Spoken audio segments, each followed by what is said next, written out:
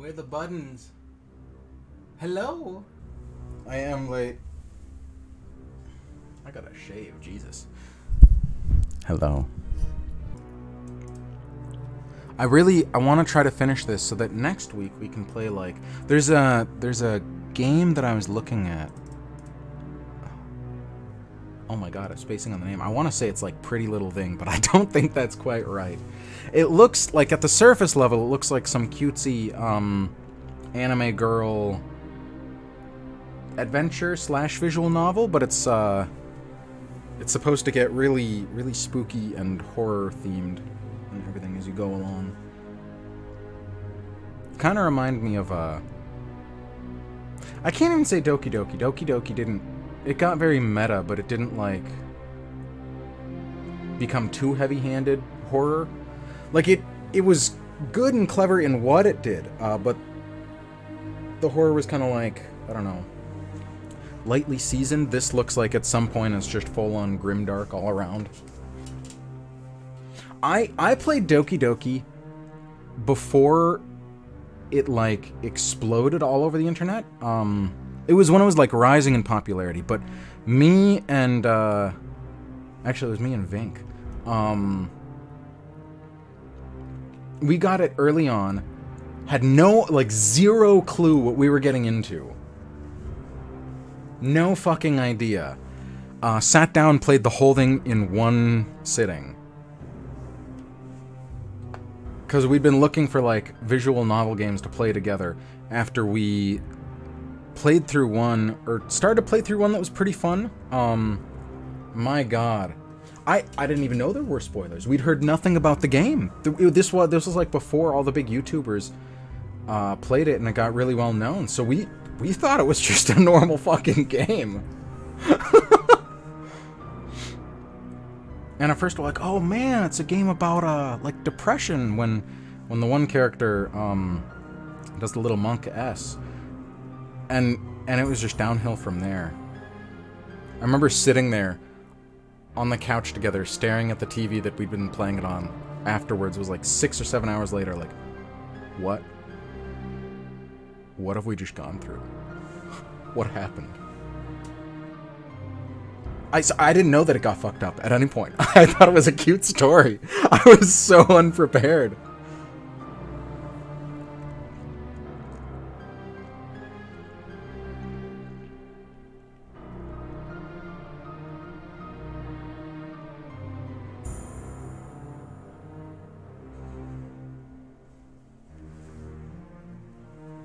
Yeah, I know that it gets even more complex. I think at one point we had to look up what to do, especially like at the very ending where you have to alter one of the codes to get the right ending. Yeah. You love the lore. I never dug too deep into the lore. No, I know this isn't like the ending. Yeah. I've seen a little bit about how, I don't know, there's so much more shit in there. And like if you can do weird things with the game, like delete Monica from the very beginning and then it's a totally different game. Yeah. Multiple ciphers. Yeah. It's one of those games you could play many times through, but it's also long enough that I didn't really have the motivation to. Because I think it was like 7 hours long or something like that. Little bit of Monica in my lap. Really become self-aware, freaks the fuck out. Oh dear.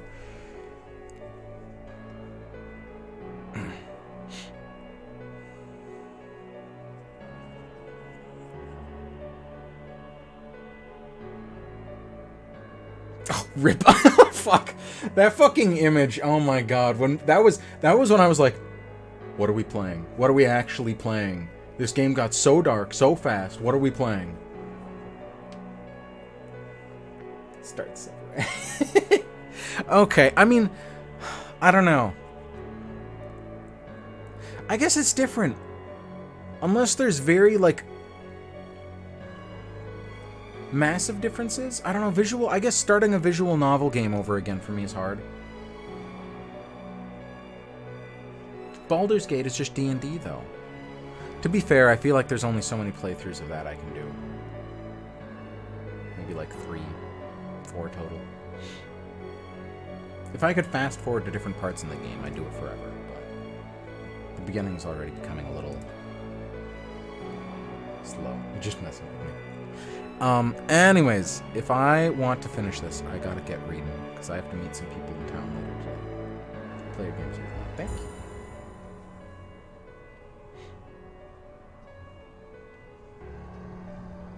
Yeah, they do have the skip feature. That's true. Alright. I think I read this page last time, but I can read it again. Your eyes flicker open, revealing a ghostly blur of figures standing over your body. Wait, that's not Ophelia at all. Silas? What the hell happened? Jordan? You ask. Your tongue feels thick in your mouth, like it's been stuffed with cotton balls. Oh, I've only ever had that once when I had to get my wisdom teeth removed. I was like pulling on my tongue, asking my mom, "What is this? What is this thing?" Where's Ophelia? She's the one that did this to you. She's the one who did this to you. The blur disappears for a moment to scan the surrounding rooms. By the time it returns, your vision is cleared up significantly, and Jordan's frowning face is revealed. There's nobody here. He helps you up. Are you sure it was Ophelia? That makes no sense, Luca says. She's searching through papers on a nearby desk. You can tell from her posture and frequent glances in your direction that she's more concerned about you than she wants to let on, but she's trying to be discreet. Ophelia should be back at the ceremony with the rest of the Primogen Council. Corliss would be furious if she were here instead. I mean, we're here, Jordan says, so I guess anything's possible. Pull on my tie. I'm sure it was her. I am sure it was her. I nearly lost a part of myself. I fought back and won.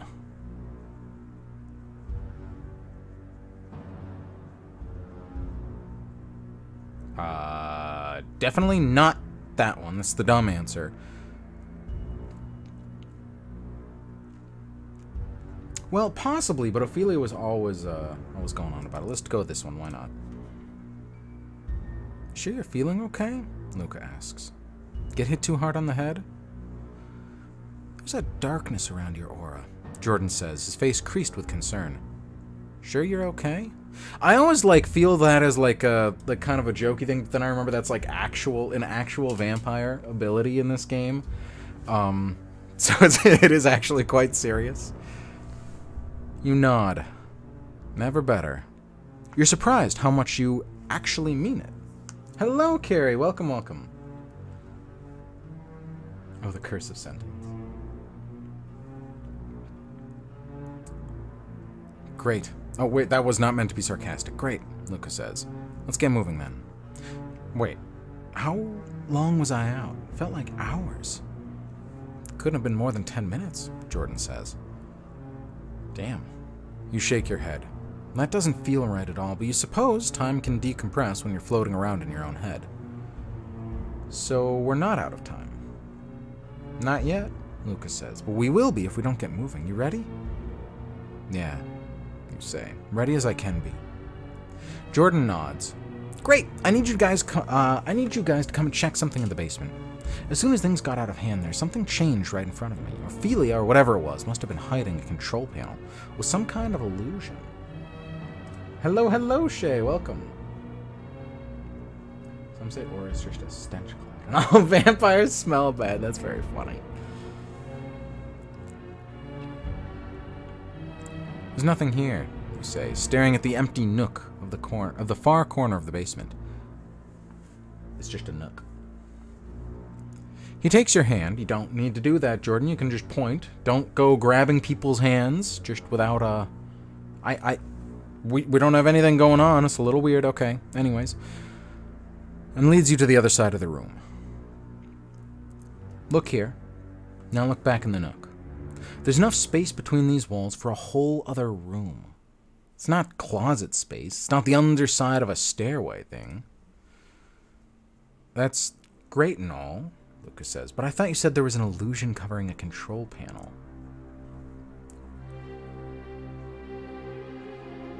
Right, Jordan says, leading you back into the nook.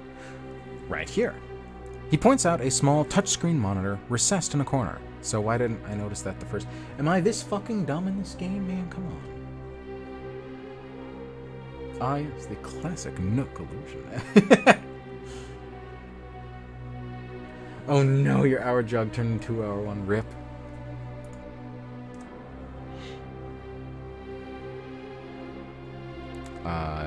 The device flashes to life the moment you wave a hand in front of it, displaying an image of a padlock and key.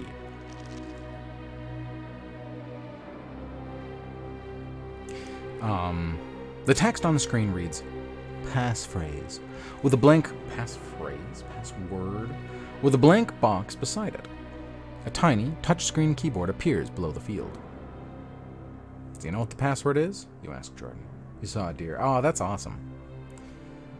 No idea, but there must be something from Arundel's training that you remember, or maybe something you found during that search. Wait, what's that? You feel it before you can hear it. The rumbling of several heavy vehicles pulling to the driveway up to the front lawn. Someone's here, you say. Hello, hello, Salem. Welcome. Passphrase is very 90s. Yeah, it does feel very antiquated to say. Jordan nods. Sounds like 3, maybe 4 cars. Heavy-duty engines. Might actually be trucks or SUVs. We should leave. If they're armed and pin us down here with our backs to the wall. What about the panel? Why is my face... Looks like my face is very orange. Is this light dimmer than it usually is? Let's get reset.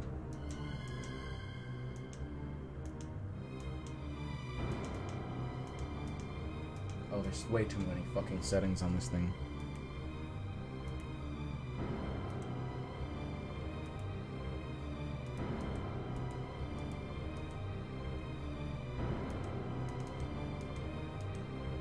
I'll leave it there.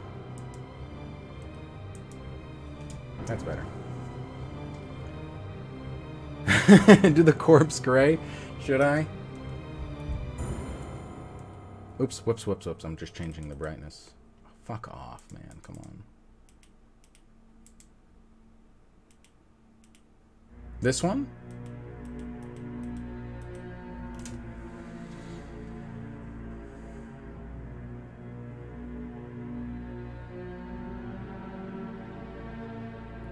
So John discast successfully. It did look very yellow. I was a little confused.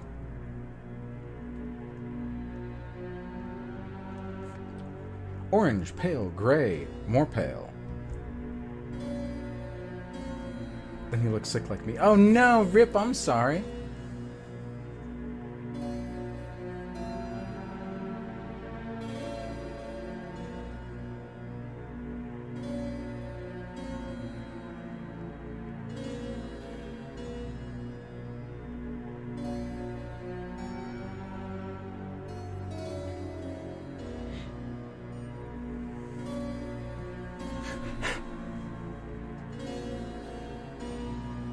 It's a meme reference. Oh dear, spiders. Cast healing prayer. Might be a thermostat for all we know, Jordan says. Give it a guess, but we're running out of time. Fast. They're unloading something up there. You stare at the screen. Small text between the prompts says, letters only, no punctuation. Wait, you know this. You've seen it recently. You're not exactly sure how, but you think Ophelia might have left the password in your mind before she abandoned your body. With no other hints to go by. At least it's not one of those things where you're like looking around the room, you're like, dog. Man. Password dog man. It worked. Like, I make up all of my passwords on the spot, and they're usually like full sentences that I just change. That are, every word is spelled wrong and there's numbers and letters thrown in there. You'd never be able to figure out any one of my passwords by looking around shit. I don't even know what they are. I have to use a password safe. The password is password 1.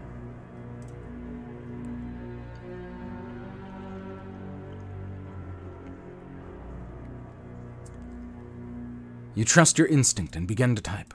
Collective lucidity. The portion of the wall on the left side of the nook shudders and pulls open with a grating of concrete as hidden mechanisms reveal a pathway beyond. That's it, you say. We found it. Like, man, that turned out pretty good.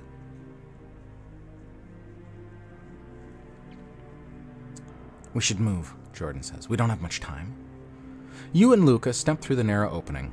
Leave Jordan out and close the door behind you. Later, you hear screams. No. Into the cramped passageway, and Jordan quickly follows. Moments later, the concrete rumbles again. Lights flicker to life above, leading the way to several feet towards another door at the end of the hall. There's another touchpad over here. Jordan gestures to the right of the sliding slab. Probably the best to leave it alone for now, you say. I can still hear them searching above. Interesting.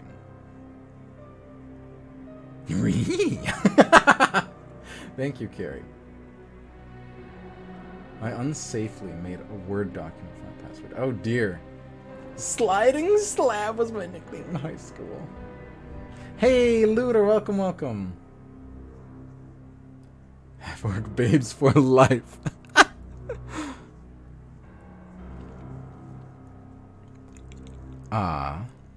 And now they're coming down the stairs, Lucas says. You cock your head to the side. Yes, you can hear them now.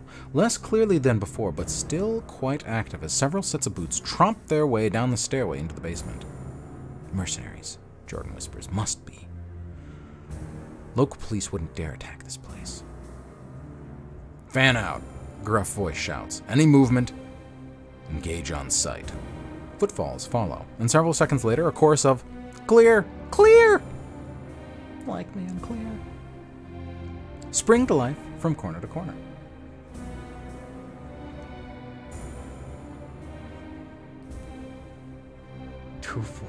What is that? Strahd is my baby daddy. 42069.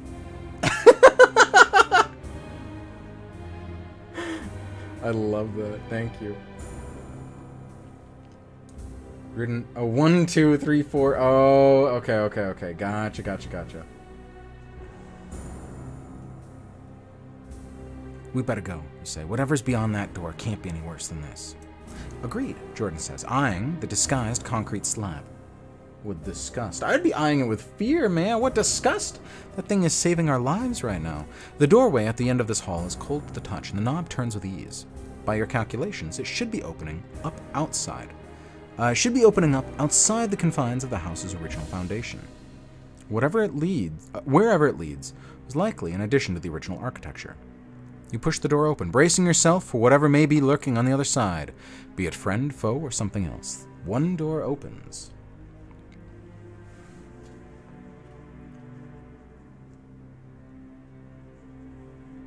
Your dead skin isn't terribly sensitive to temperature, but the first thing you notice as you pass the threshold into Arundel's underground chamber is the frigid air being... Are we going to find him in torpor? Is the frigid air being pumped in through a row of thin ventilation ducts. For a brief moment, the reason behind this blistering cold air eludes you, but you're not left wondering for too long. You'd be forgiven for thinking you'd walked into an abandoned medical ward. Mobile beds and stretchers line each wall, most of them occupied with unmoving mortals in varying states of decomposition. Small metal tables on wheels flank several of the beds, playing host to a wide variety of surgical tools, from bone saws to scalpels. Compelled by an almost perverse sense of curiosity, you draw closer to the bodies, examining them carefully. This is fucked. What was Arundel doing in here? Fade asks. His voice is weak, drained after the battle against the light. Their skulls have been sawed open, you say. You look closer, grimacing with distaste. Their brains were removed. And then Lae'zel kicks down the door, and this actually leads into Baldur's Gate. It's an alternate starting point, so I'm just going to go and play that for the rest of the stream. Fade shivers. You know what? I don't think I'm ready for this. He sighs. You should take the wheel for a bit. I'll be back here if you need me.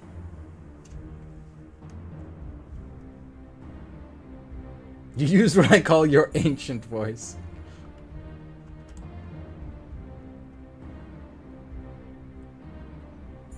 I also killed his wives and tricked him into marriage. Oh, Strahd. Stop sucking off men and alley.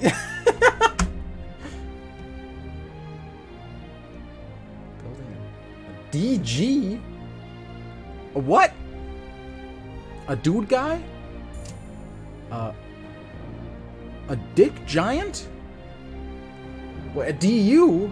A dick ultimate? A dude undulating? What is a DG or a DU?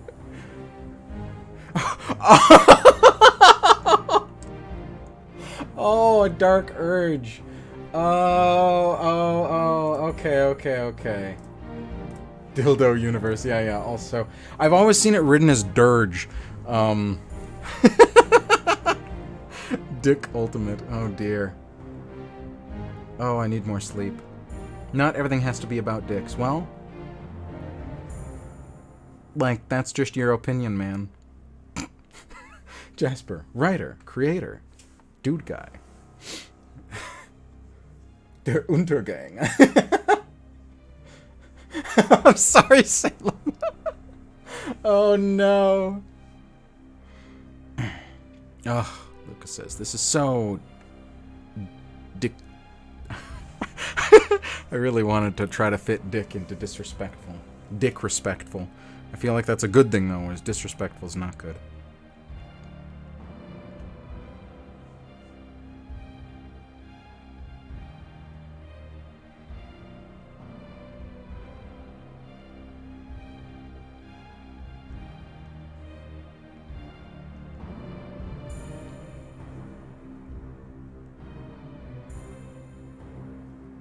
Oh, did I miss the notification? Shit, thank you for following me. Spiders? Is it okay if I call you spiders? Spidrays? Stop being dick respectful.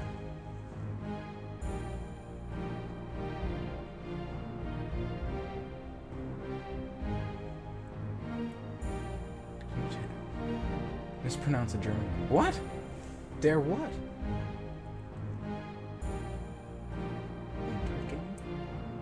Gone?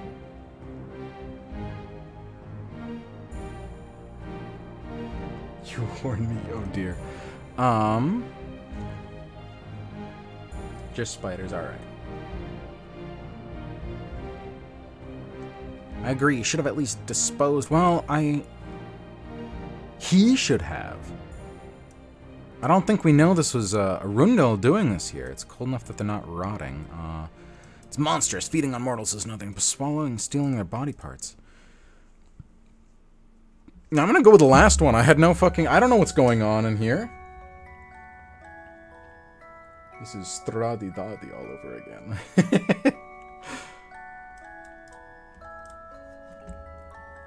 I just thought he'd have more respect, Lucas says. She seems embarrassed. It's the Catholic in me. The body deserves a proper burial. My god, borealis. Burial. It's important. This seems... right, Jordan says. Not the bodies, I mean, but the place. This is what I saw in my vision. Well, why didn't you fucking say so, Jordan? This is some fucking Outlast shit going on. At the time, I thought it was just an interpretation, okay? I didn't expect to actually find Rundle in a real-life clinical butchery. And the temperature's too right, too. I remember that. Actually, I do remember him saying it'd be very cold when we got to where we were going. I remember that. Oh, bye-bye, Looter. See you later. Thanks for stopping by.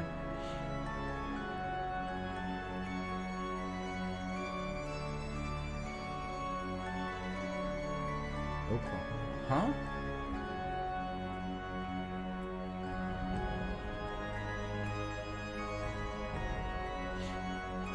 I'm gonna chug more throat medicine. Try not to laugh. Bye-bye. See you later, Salem. This pipe... oh, is it really loud? Is the music really loud? I forget that it's playing. I can't hear it.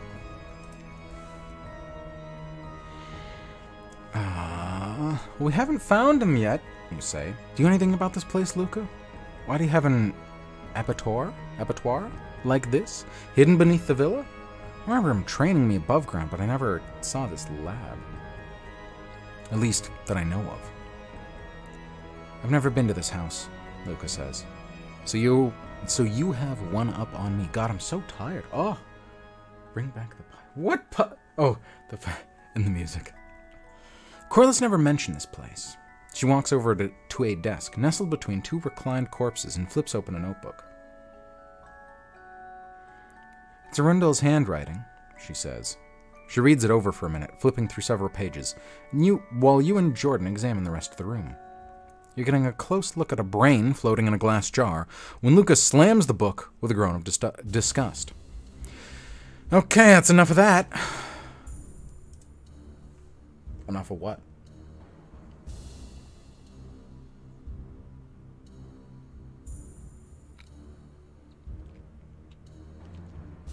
This is an interesting diversion. Now, enough of what? Luca looks back at the book and bites her lip. He's been studying the effects of his mental control powers on physical brain tissue.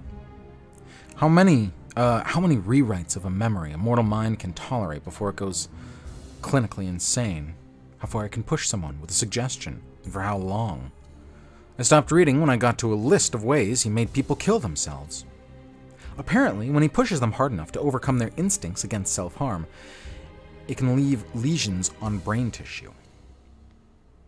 He's been documenting this for years. Jordan looks nauseated. My God, Arundel, that's actually kind of fucked up. Yeah, yikes. The way everybody was talking about this guy as Prince, I thought he had would have a little more humanity, but this is some, like, Smeecy-ass shit. This is, like, viewing humans as actual, I mean, less than cattles.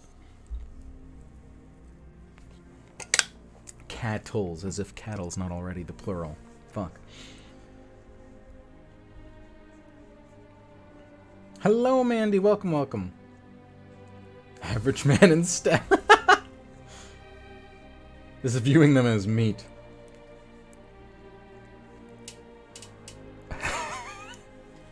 I'll restrain myself. His intentions towards kindred integration are real. I've seen the fruits of them myself, but mortals are not vampires. Clearly, he doesn't hold them in the same regard. Okay. Sure. Oh, shut up.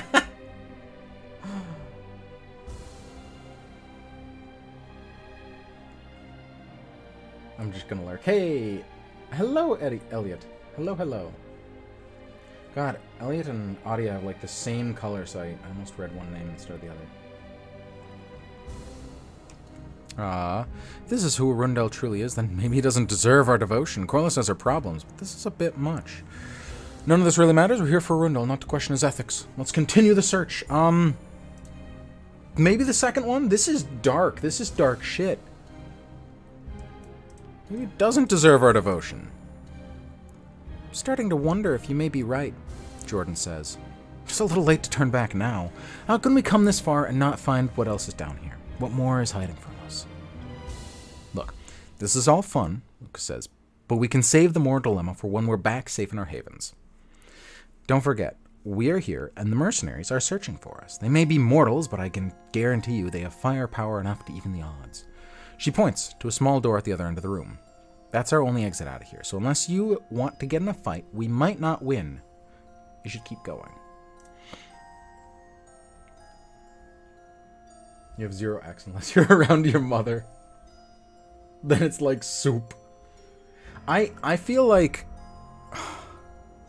I've picked up on little bits of accents from different areas. I once caught myself fucking with the good old like tinges of a northern Wisconsin accent and really tried to put an end to that because a couple people that I used to work with were full on flag and bag. Oh, no thank you.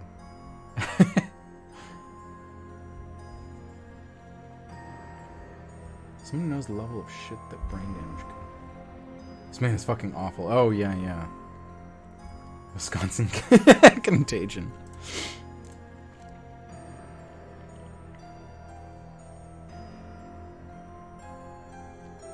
What is this? The voice. I'm not surprised. Yeah, that, I don't know. And then whenever I'm around whenever I'm around other people for too long, I just start naturally, maybe not getting their accent, but like falling into the same speaking patterns that they do, and it kind of kills me. I once did it with like somebody from Germany, and I hope they didn't take it the wrong way, because their English was a little broken. I caught myself once or twice, like, using English in the same incorrect way they had, and I was like, oh god, I promise I'm not making fun of you. And I wonder why you don't have full dialects, but rather just accents. I feel like it's probably because of how new America still is, right? There's some places in America, I feel like Appalachia really gets the stereotype for it, that is a bit closer to a dialect, but, I feel like it's just simply that other countries are older. Right? Like, Germany has different dialects, but the German accent and the German peoples have been around for hundreds of years, or more, many more. Whereas America, the same with England English, isn't it? I suppose it is in a way, but you could almost argue that, I don't know, I definitely feel like Scottish could be considered a dialect. Scottish. Yeah, people from Scotland. Sometimes the Scottish accent is so thick it's... Unless you're used to it, it can almost sound like another language. I feel like that kind of classifies as a dialect in a way. It's thick. Yeah, it is. The first time I went to Scotland and I heard somebody talk, I had to do a double take.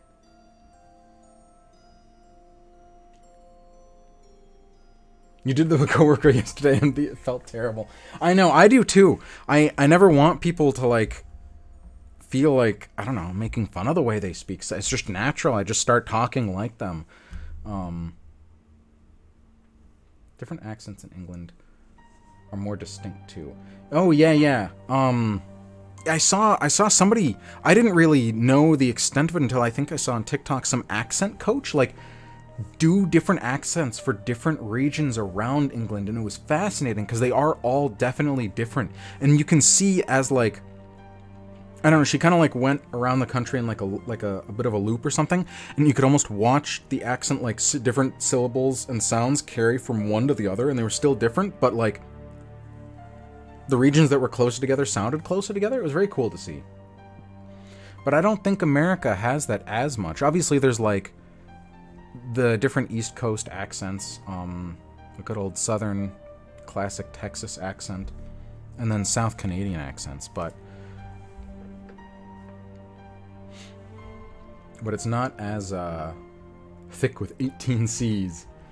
Yeah, it's not as prevalent as the different accents of different countries. Finally, Jordan says, we found him! The door opens, revealing an operating theater lift. Okay. From all angles by blisteringly... Operating theater lit. Oh, theater lit. Oh my god. An operating theater. Lit from all angles. I was like, a lift? What the fuck is a theater lift? From all angles by blisteringly bright lamps directed at a single point in the center of the room. The Prince of Ottawa, Arundel himself, lies reclined on a cushioned table with a stillness that would suggest final death, if it were not for the stake jutting from his chest. Is he still alive? His clothes are in tatters, shirt nearly ripped in two from the neck down, his chest and pants perforated by what look like stab wounds. Surgical tools have been scattered all over the ground. The cart that once contained them upended and left derelict by the side of the table. He put up a fight, Jordan says. Whoever did it doesn't seem to have done much to the body. They probably caught him by surprise, took him down quickly as they could, staked him, and then left him here. At least 3 kindred acting together. How can you tell all that? You ask. You move to step inside, and Jordan holds out a hand to stop you. 2 different caliber bullet holes. Excellent work, Sherlock. One of these kindreds was an amateur, used a 9mm. And look there at the opposite wall. Different angles. I bet if we dug in there, we'd find very different slugs. The two gunmen stood at either side of the door, while at least one more rushed in and tackled Arundel. Even if they caught him by surprise, that would have been one hell of a battle. Yeah, I'm sure he was fucking terrifying. Pickpocket? What is going on? Pickpockets be like, what? There are full dialects, or whole words, pronunciation, grammar. It's so different. Yeah, that is very true. I heard that was true in Germany when I visited there, but I understood so little that I couldn't really get it. But I was in the southern region of Germany where they would talk about one of the dialects, kind of in like a joking way. But they talked about the dialect that was common there as compared to what was known as High German, or Hochdeutsch.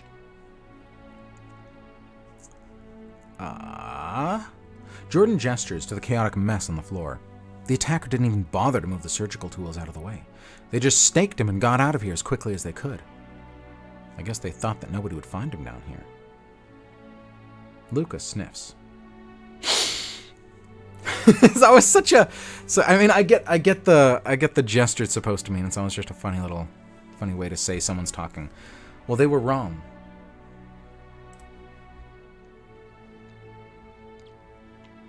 Do you think he had any blood on hand? Jordan asks. This whole place is full of medical supplies. I'd be surprised if he didn't have a few backup bags just in reserve, just in case.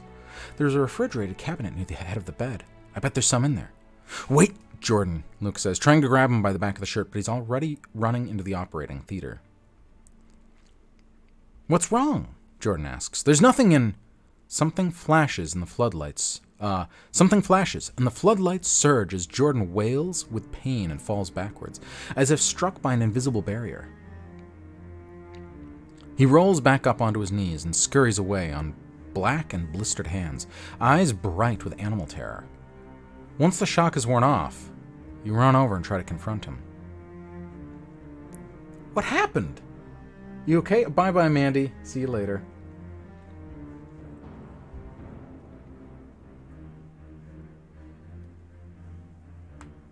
I picked up ye meaning yes for my tormentor. What?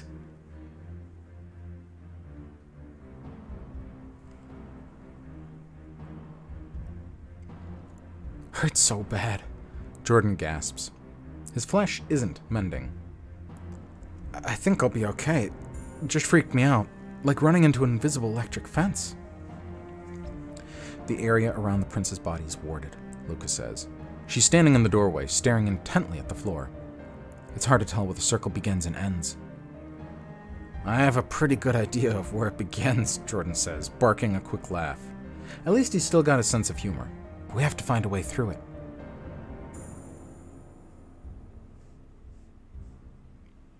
I'll try to pass through. Wards aren't absolute. It's like, it's possible to walk through them and focus with determination, but it's not an exact science.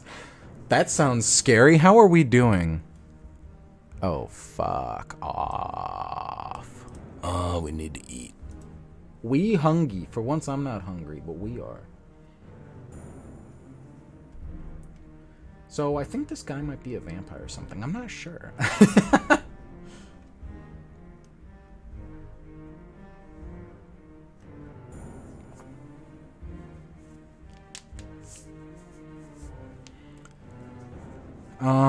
Look, if you're right and the Sombra involved, does this mean they're working with blood sorcerers? Maybe. There might be a way to move the bed without stepping through the circle. I examine the console beside the door, see if there's an automated system in place for moving patients room to room. Worth a shot, right? Right, if we can move him out? Oh. This is so fascinating. If he's staked, that means he's not dead. And we might be able to bring Arundel back. Oh, imagine the power we'd get. Oh, fuck me. I guess we'll try. Look at the bottom of the bed, you say. It's on some kind of automatic track. Probably easier to use when the patients can't walk themselves to the operating theater. I noticed that, Lucas says, but the console's damaged. Probably the same people who trapped the room. A look at the console makes it quickly apparent the bypassing lock on the controls will be difficult. The touch screen surface has been damaged, and a few quick finger presses don't yield the results you were hoping for. Eventually, you give up on conventional methods and start pulling things apart, carefully separating the delicate plastic surface that's cracked around a device to reveal the raw electronics. We're smart, right? We got some intellect, yeah, and dexterity. We could do this, I think. What are you doing? Jordan asks. Taking it apart? You shake your head. Not really, just getting in past the shell. They damaged the glass on top and compressed the plastic casing. Okay. Compressed the plastic casing, but the actual interface is still intact underneath. At least, that's what I'm hoping for.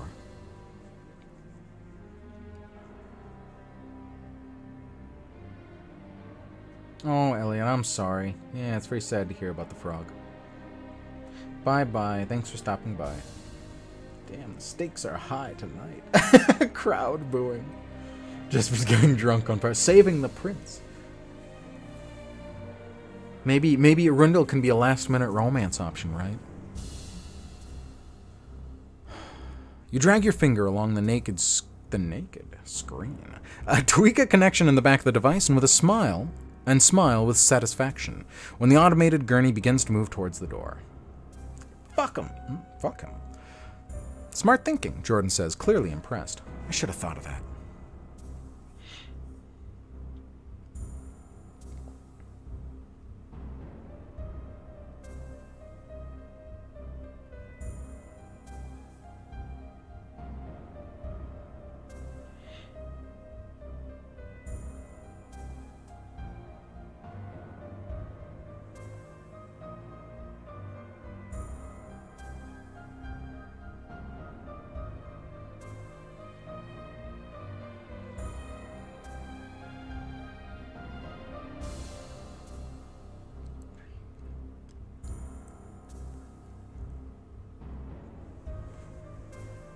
The shit he do, no touchy. Yeah, but like...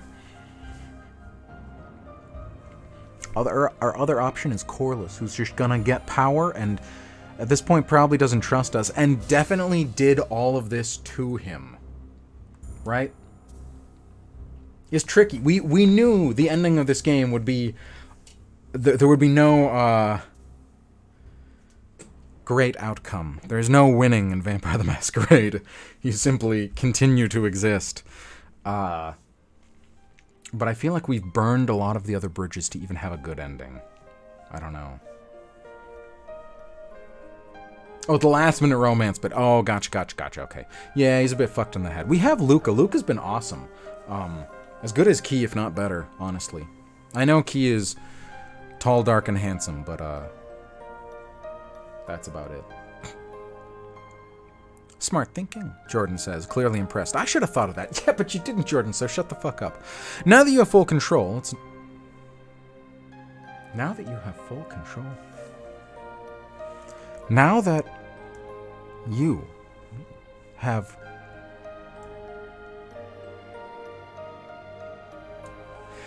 It's not too difficult to direct the bed out of the warded circle and through the door where you can easily access it.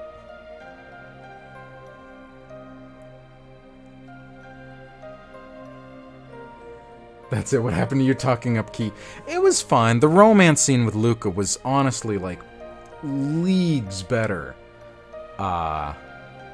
So much better than Key's romance. Talked about how great his backstory was. It was interesting. Okay, his backstory, a lot more interesting than Luca. But he's kind of just quiet and keeps to himself a bit more. Luca's a bit more open. I don't know, Cotton Key romance. I think Luca's romance is better. Key's backstory is better. I found a few bags of blood while you were working on that, Jordan says. I thought you were sitting here watching me being like, I should have done whatever. He says, tossing you one, keeping the other one reserved. Hopefully that's enough to keep him from jumping on us when we take out the steak. Oh boy. Oh boy. Oh boy. Oh boy. I just read the last sentence. Oh boy. Wow. Shit. I didn't even know this was an option. I thought he was dead. I thought he was gone. Wow. Okay, this changes like the whole fucking story. I'm pumped. Let's go. You study Arundel's unmoving corpse. stunned for a moment by the vulnerability of a man you've known your entire unlife to command every room he enters with effortless ease. He'd always seemed completely invulnerable, a vampire god, perhaps, or if not a god, then a conduit of godlike power made manifest. Part of you had believed that the rumors were true, that he was taken by the power of the beckoning, drawn inexorably to fight in a holy war that had culled elder after elder from the city and fall into its tangle of manic confusion. Even that would be easier to comprehend than what you now saw before you. A tired, beaten man, deprived of his godlike luster, staring emptily through unblinking eyes, a stake through his heart.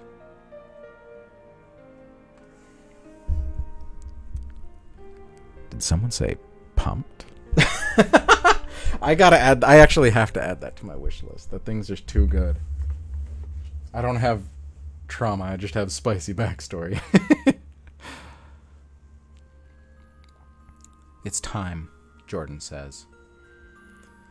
Grip the stake as close to his chest as you can and pull. I'll bring the blood bag to his lips. Well, Jordan, why are you so involved in this? I want Luca, not you.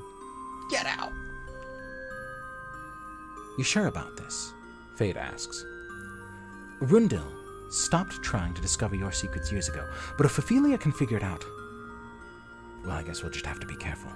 Maybe he'll be grateful enough, though, that he'll treat us with more respect than he did in the past. Do what you can to keep on his good side, eh? I know that from experience, Rundil's a force of nature, not easily deflected once he sets his mind on something. Yeah, we don't have the option to say no.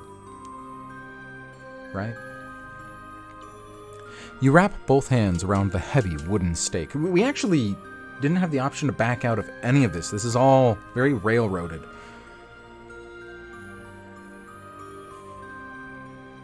You can't do that. Don't be mean to the pup. The puppy? Where? Who? Oh, you mean Jordan? As in Jordan, I see. Okay.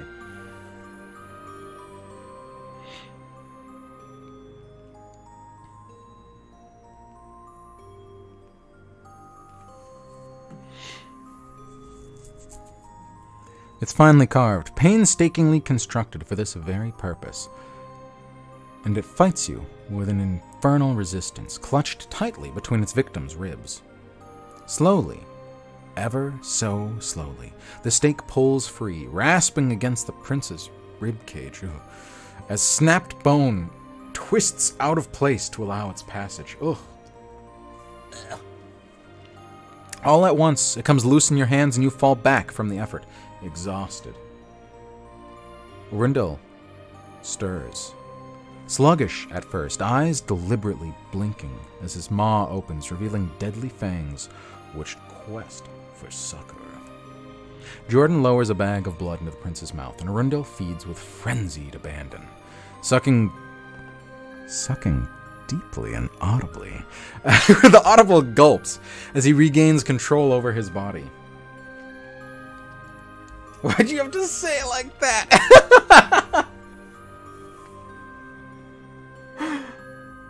A calm falls over him when the final drops disappear between his parched lips.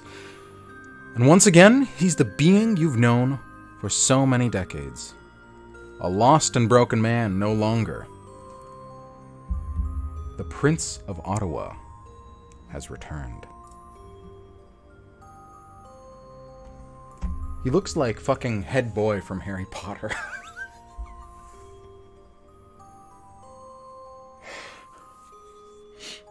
I think it's the hair. I think the hair is just not what I expected. He's a prefect. He looks like a prefect or like a fucking law student or something. Something about the hair could have been done a little better. A little more wild, maybe a little longer. I don't know. He's a business major. Gross. Yeah. The suit, fine. I think it literally is just the hair. It makes him look... I guess it makes him look really young, right? His face is obviously older, but... yeah. My father will be hearing about this. Oh, dear. Oh, well. Well, you know, we'll just take a look at Key and imagine that is Arundel. Okay, let's do that. Let's do that really quick. Show stats. Where are they? Other notable kindred of Ottawa. Where's Key? Where's Key? The Prince of Ottawa has returned. Oh my God. Oh, what a heartthrob. Okay, back to the game.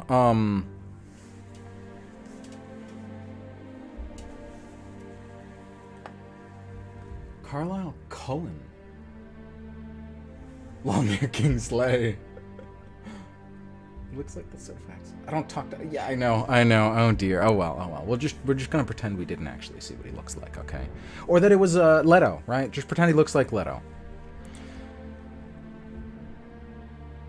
You've come for me at last, Arundel says, sitting up carefully, adjusting a suit. He frowns when he notices the bullet holes. You've done well, Silas. Luca. I'm surprised to see Mr. Tremblay here as well, although it pleases me considerably. His eyes roam around the remainder of the room, scouring every corner. Where's my seneschal? My sheriff? Surely at least one of my dutiful primogen has seen fit to come to my aid. He chuckles, and you realize he was speaking in jest. Such are the bonds of kindred loyalty. He holds his hand out to you. Help me up, Silas. You do so, although you doubt Arundel ever really needed your assistance. Once on his feet, he makes his way over to a recessed closet and opens the doors, revealing a wide variety of expensive-looking suits. Did the usurpers put up much of a fight? He asks. Or have they gone back to their prince in Quebec, believing I would rot alone in my chambers for eternity? Usurpers. You must mean the Tremere. So it's true. This means the Tremere are truly to blame for Arundel's imprisonment. I didn't counter any Tremere while I was searching for you, you say. Arundel frowns. No, I thought it was Corliss. Well, Corliss is bringing... Maybe she was working with the Tremere, because she did bring them back into the court. Okay. Arundel frowns. Perhaps they've abandoned this place, assuming no one would come for me. Their mistake will cost them greatly. What else is happening above? I can sense something is amiss. There's a group of mercenaries searching through the villa right now. You say, I barely got down here before they noticed anyone was here. Oh, Fade says. That got his attention. When you mention the mercenaries, Arundel perks up and licks his fangs. I stay here for a moment. You can almost feel his hunger as it drives him through the passageway into the basement where you came from.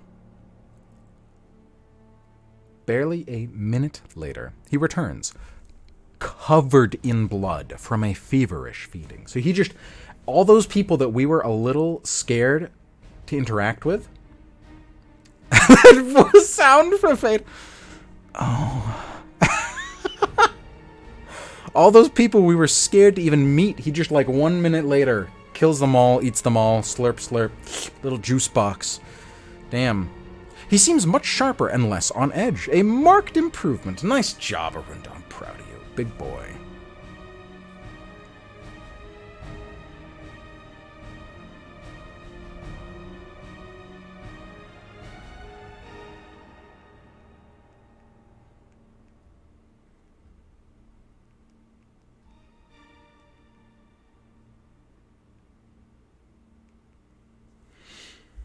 Please leave me some brain cells. No. I appreciate your patience, he says as he picks a fresh suit up. Again. Suit number 3. From the half-dozen hanging in the wall. Only got like 6 more to go. Keep doing it. He shrugs off. He already did that. Is this, You're missing this. You're missing out on this. He already swapped the unless he got more bullet holes in him again now? He shrugs off the bullet hole riddled shirt and jacket and slips on their replacements.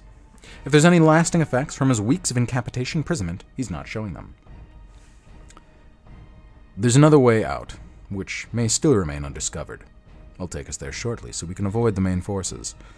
I feel much revived, but while I could easily pick off a few of them in the dark, the entire squad is another matter entirely. Okay, so it wasn't all of them.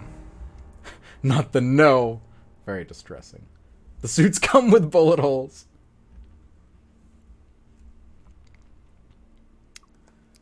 He reaches under the closet shelf, probing for some hidden cash, until the wooden panel pulls backwards, revealing a deep hollow.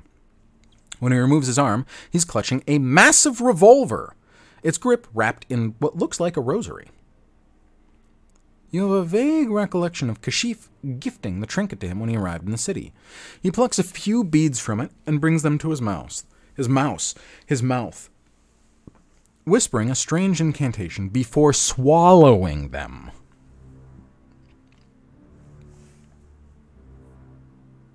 I mean, I do like...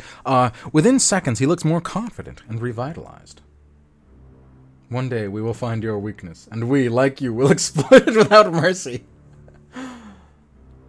I'm making the color post as we scream. Forgive my asking, you say. But how did the Tremere find you down here? Who is aware of this chamber beneath the villa? A fair question, all things considered. Rundell retrieves 2 additional boxes of ammo from the hollow and checks over his weapon while he speaks.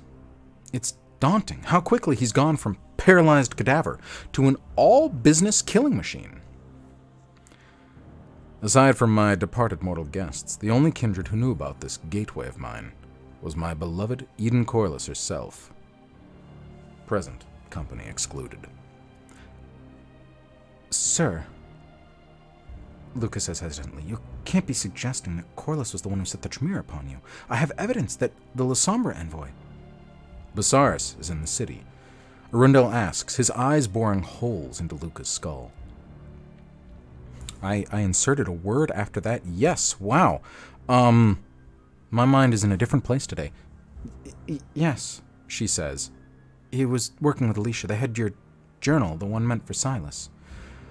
Arundel wraps a holster belt around his waist and slips the gun into it before pulling his jacket forward, concealing it from a casual eye.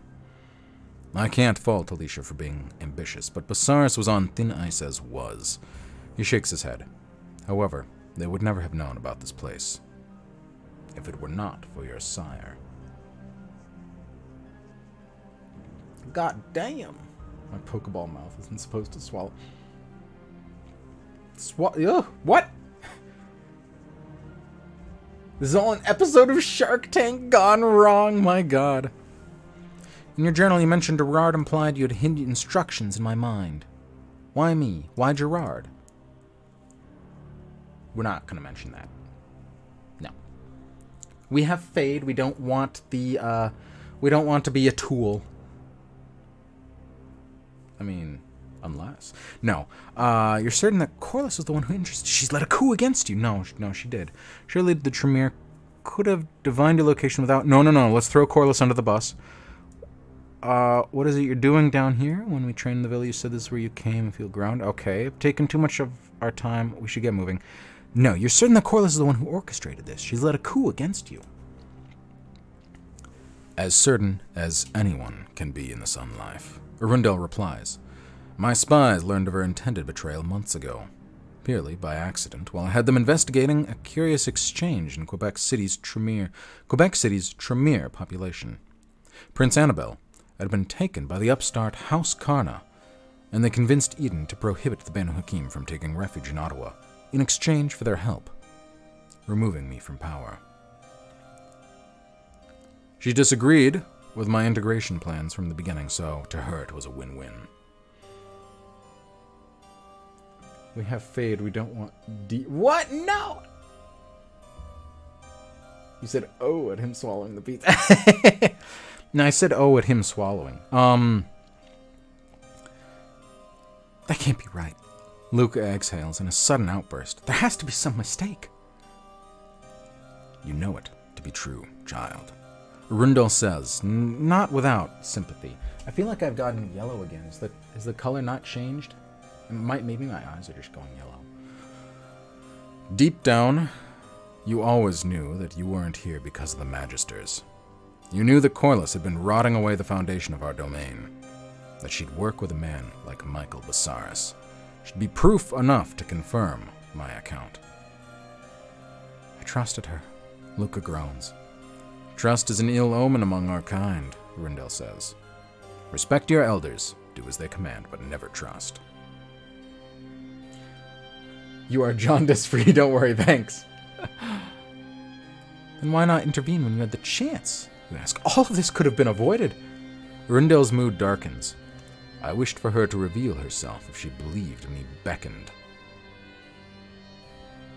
What I did not expect was her allies' ingenuity. Their sorceries allowed them to walk through my walls and catch me unawares. An event which will never happen again. Oh, we can't ask that. Surely the Tremere... Nope. What is it you're doing down here? Sure. Oh, do I ask about Gerard? It's the end of the game. Oh, I don't know. I'm so torn. Nothing about that observation remains untrue, Arundel says as he makes for the doorway you came through. What better way to get in touch with the mortal world than to examine the fundamentals of their existence? What makes them function the way they do? Humanity is a frontier of boundless fascination, Silas. I assure you their sacrifice to my research was not in vain. Kinda looks like it wasn't great, Arundel.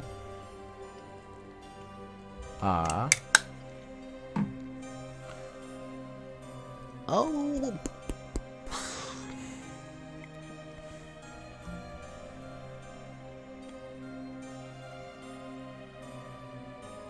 Why not? Your journal mentioned Gerard implied you hid instructions in my mind.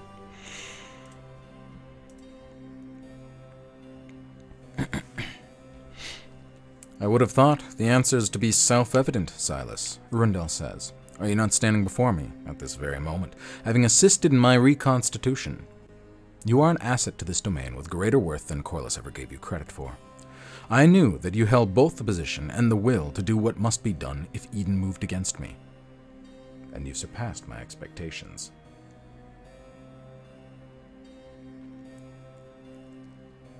Have no doubt that your loyalty will be rewarded by the time the night is out. But first we have other business we must attend to. Okay. I like rewards. Think nothing of it, child, Rundell says. I indulge you as a gift for your assistance in my recovery. Now, follow me. He heads back the way you came, out the door into the hallway, leading towards the basement proper. The basement proper, what a funny term. By the time he reaches for the keypad, you're starting to wonder if he understood the situation correctly. Maybe he's still out of sorts after having the stake removed. You said there was another way out, right? You prompt him. If we want to avoid the mercenaries? Tomato, what? He's still a vampire. All his research was in vain. Oh, I see, was in vain.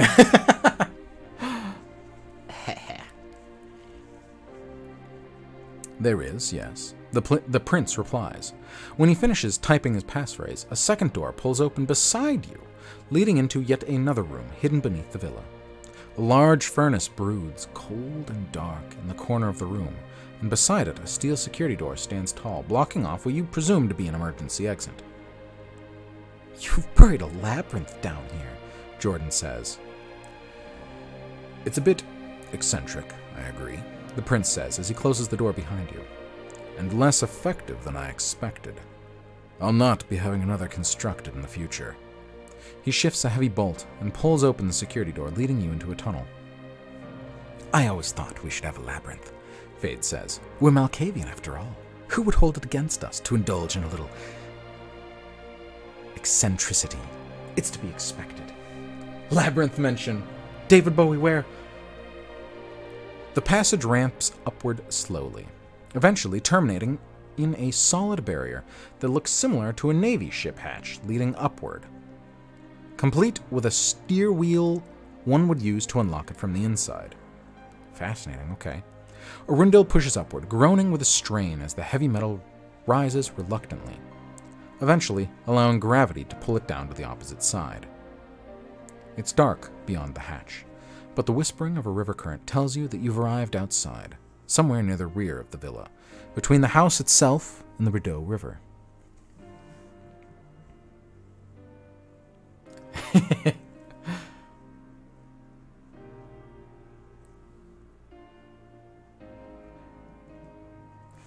Hello, what are these texts?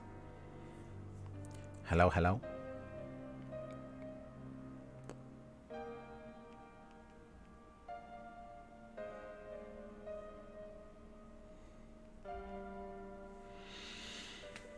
I think I've seen Labyrinth maybe 2 or 3 times, but it's been a very long time.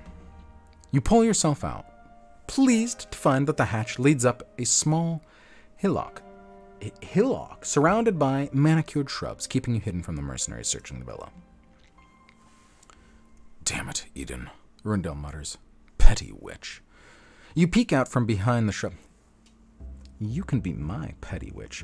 From behind the shrubs as 6 black SUVs pull away from the street and disappear back towards the city. Flames flicker through the living room windows, consuming everything in their path as they spread to the kitchen. Seconds later, Luca's car goes up in a towering inferno, sending glass and metal shards scattering in every direction. No! Luca exclaims. I knew I should have parked my car on the road. That's my only car! Yes! Salute. Oh, dear.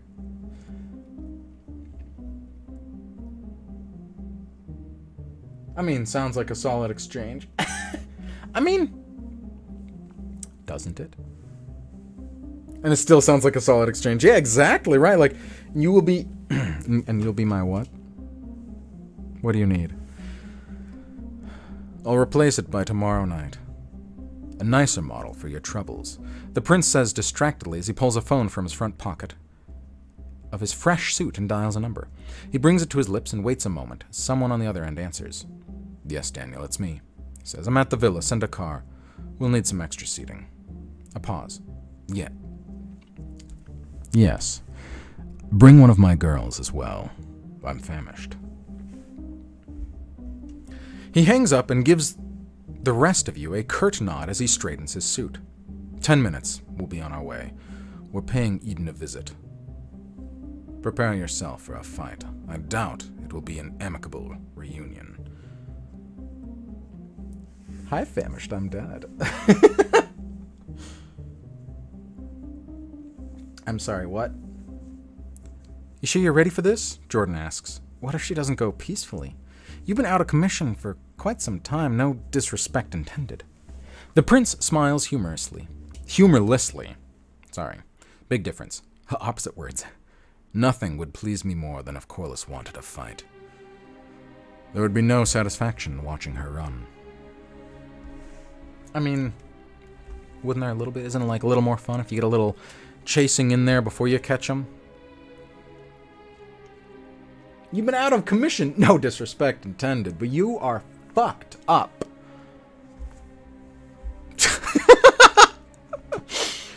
It's always like the most disrespectful things that people will then follow up with. No disrespect intended.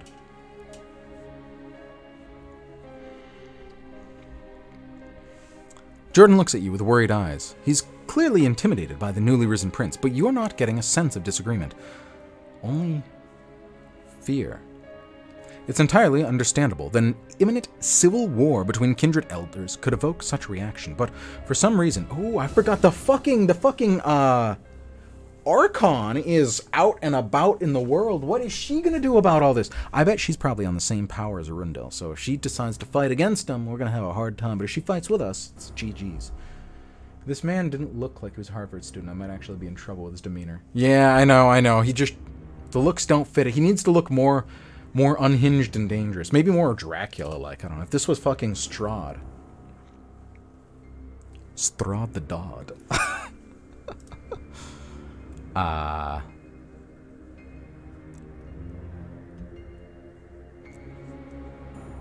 for some reason, all you can feel is a sense of righteousness. I mean, just saying, Strahd would be the kind of person to ruthlessly do horrible, inhumane experiments on a lot of human beings and not care about it at all. Reminder that Strahd is a villain. He doesn't get the sexy pass. He looks dead but delicious.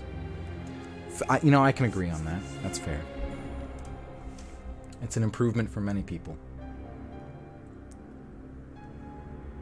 Slapped into Strahd the Dodd. Strad the Dad.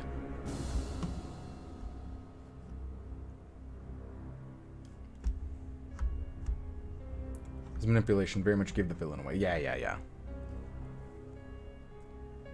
Deed by D-Light! Thank you, D.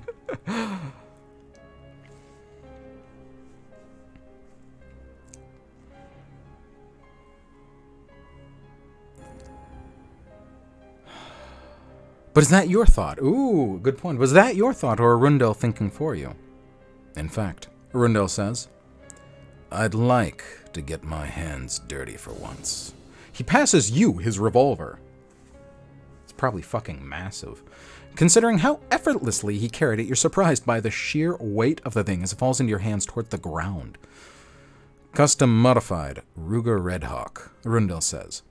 Fires .500 Linebach cartridges? I don't know what that means. I'm sorry, I'm not a gun person. I don't get that. I like to think it's a more imposing weapon than the eagle you used to carry around. I tell you to shoot. You do it, understand? So if we were carrying around a hand cannon before, this is a hand nuke. That's what it sounds like. I'm gonna feed you to my crows. Gotta catch me first. Don't say it, don't say it. He's back in command again, as though he'd never left. Only this time he's gunning for Corliss, and you're by his side. You don't know whether to feel... Well, but Key is gonna join us, right? Key is such a absolute Arundel, like, supporter. And let me tell you, I saw Key fight in my first playthrough. He's scary. He, like, dances around with 2 sabers, and it literally... It describes it as him, like, basically doing a little dance. It's like it's fun for him or something. You don't know whether to feel like a loyalist or a pawn in an insurrection. Corliss has controlled your life for so long that you barely remember a time when you were allowed to think for yourself. Even Fade seems impressed with the way the prince is handling the situation. Calm, cool, professional, deadly. That's hot. I'll be ready, you say. He watches your eyes, and you can see him coming to a decision. I know you will. The Council. Dum dum dum dum. We're getting close to the end. I can finish the game. I can feel it. Don't say it, don't say it. Don't say what? You wipe a small crimson stain from the corner of your lips. Did we drink? Oh, we did. We drained someone dry. Maybe it was Arundel.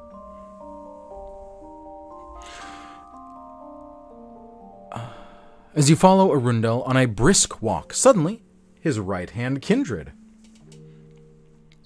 It's a strange change of pace, not unlike his taste in victims. Oh. You swear you've seen the girl before on television. A celebrity of some kind, or another. A celebrity of some kind or another, now warming your gullet and satiating your hunger. Satiating your hunger. Same thing, right? For the moment, at least. So this is where she plans to take my seat of power, Arundel says as you get out of the car. How very... her. The hotel Corliss has chosen for her council meeting is a modern one.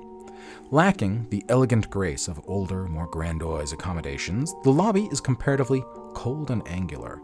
Polished stone floors paving the way between check-in desks, rising like symmetrical black marble slabs, topped by perfectly aligned HD monitors and watched over by impeccably manicured attendants. The lighting is stark, almost blinding, when coming in from the clouded night sky. A modern venue for the changing of the guard, indicative of not only transition, but a return to simplicity, a reformation of a more orderly, Spartan Camarilla. There's little doubt that Corliss would choose this venue as a symbol. Or that Corliss chose this venue as a symbol, representing her vision for the Ivory Tower. I want to warm your... I thought you want that the other way around. Such a place makes me long for the warm comfort of our former Elysium. Hopefully this is simply a temporary substitute. We're gonna kill her Temporary. This can be as temporary as I want it to be. What? Correct!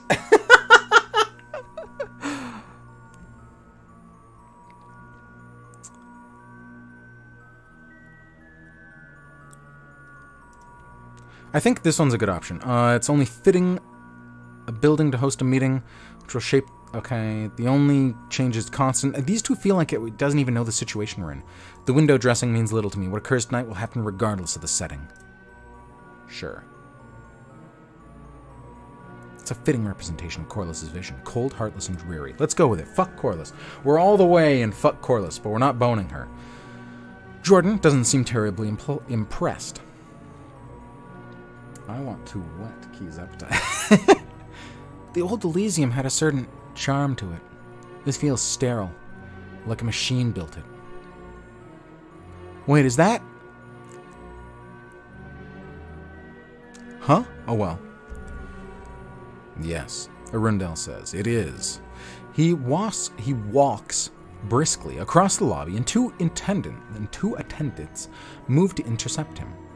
A few words of power from the prince's lips is all it takes for them to reverse course and return to their duties as though they'd never even seen you. He never so much as slows down.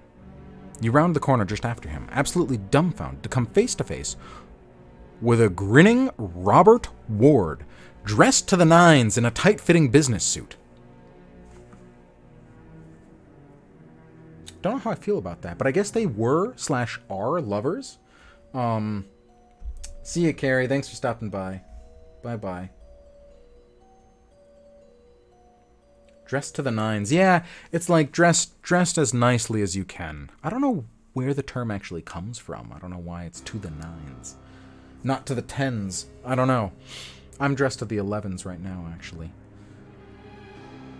Bobby, Arundel says. It's good to see you. Fade whistles. This could either go really well or really badly. Should we take bets? You're kidding me. Ward whispers before raising his voice. You're fucking kidding me. Language, Arundel admonishes. You'll attract attention.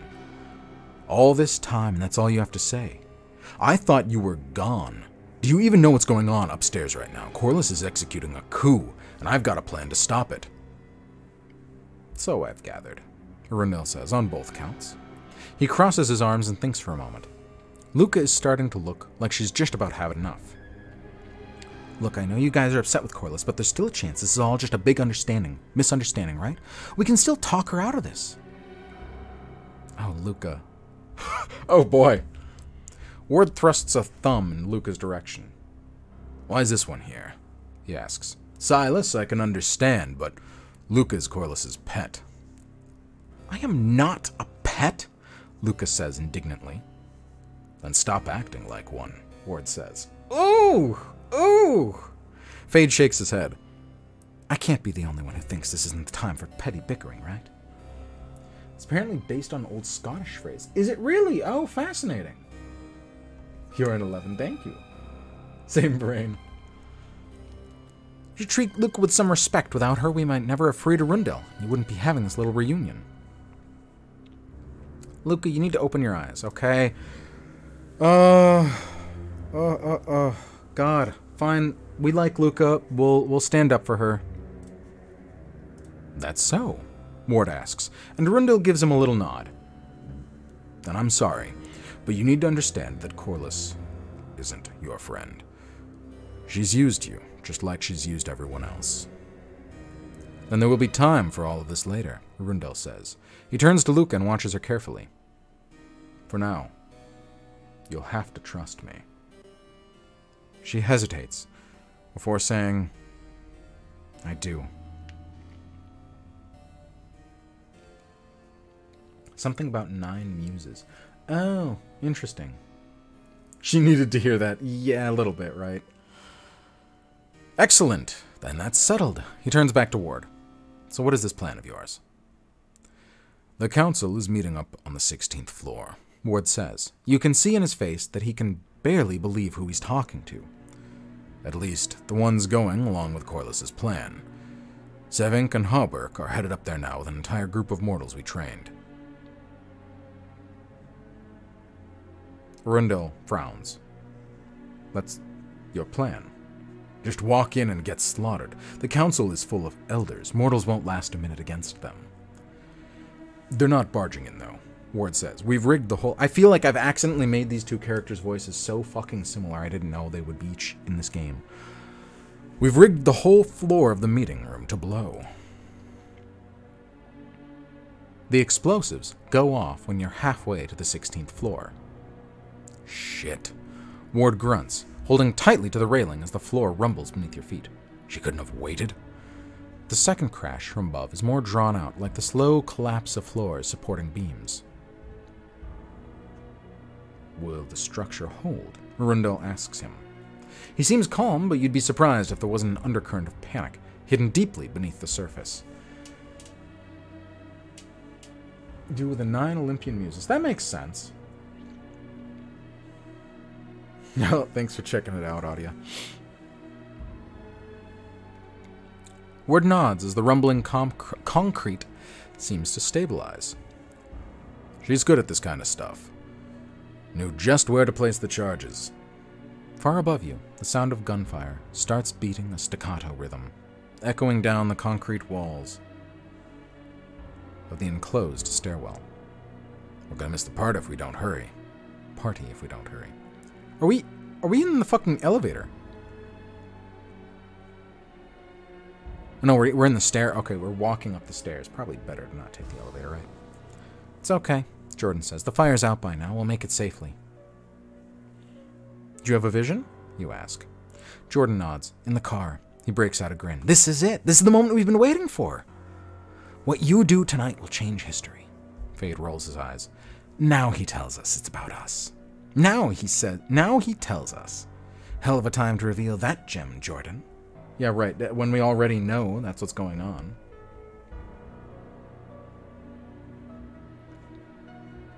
Oh, right. Now I'll have to look it up on your lunch, but I see I misread that. Ah. If you have any ideas of how to proceed, you might as well voice them now before charge is renewed in earnest.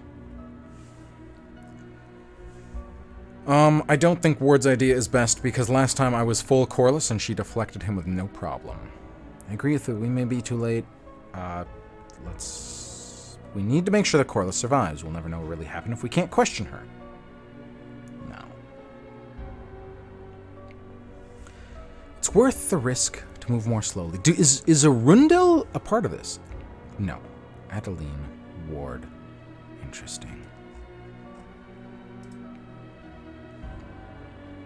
Let her die. We love a plot-convenient psychic. It's worth the risk to move in slowly. Whatever potential advantage we lose by arriving late, we'll gain back with the element of surprise. Corliss deserves final death for what she's done. Oh, yeah. I agree. I don't think we need to question her. I don't think we need to. I'll let Arundel handle that. He's the fucking prince. Wait just a second. Oh, Luca. Luca, I'm sorry. I'm sorry. I know you are a lapdog for Corliss, but she's a piece of shit. Let her die. Let her shrivel up and die. Oh, dear. Wait just a second, Luca says. Do you really think Corliss deserves final death? What if we made a mistake? There's been no mistake, child, Arundel says. The sooner you realize that, the easier this transition will be for you. You can see her fighting against her instincts. She's logical to a fault, but that logic is tied up in the knots of her loyalty. It's almost painful to watch them unravel. I understand, she says finally. I'm with you. Going slow is a mistake, Ward says. He looks just about ready to leap up all the steps in one go, and from what you know of Clan Brujah, that's entirely possible. No, Arundel says. Silas is right. Stealth could mean the difference between the success and failure of this mission, and we cannot afford the latter. Let's go. Good to know who gets the last word, Fade says. For a moment, I almost thought Ward was in charge. The stairs pass by as you count them, and you lose track around 100. The sounds of battle coming from above continue unabated, although gunfire is less frequent now as you imagine individual fights breaking out once the kindred regained their wits and launched a counter-assault. Finally, you arrive at the 16th floor, fairly confident that nobody heard your ascent. Ready for this? Ward asks. You nod. Then let's surprise the hell out of him. He pulls the door open carefully, revealing at least 4 gunmen with their backs to you, covering the hallway with their rifle. You know they're probably watching for any kindred trying to make their escape from the kill box. Are these Ward and Civink's gunmen? One of the mortals turns. His eyes widen with alarm when he sees it's Ward. It's them! He cries out. Light 'em up! Rattle 'em, boys! Shit. Ward groans. He pulls a knife from his belt and tosses it, end over end, its blade sinking directly between the man's eyes before his companions can even turn around and attack. They must not be his men after all, but if they aren't his, who are they? Corliss must have hired a new security detail for her ascension ceremony. Things just got a lot more complicated. You pull the Ruger Redhawk Rundell loaned you from its holster and prepare yourself for battle. I think composure... Our composure's good, right? Oh, no, it's not. It's not great. Composure, wits. Ugh.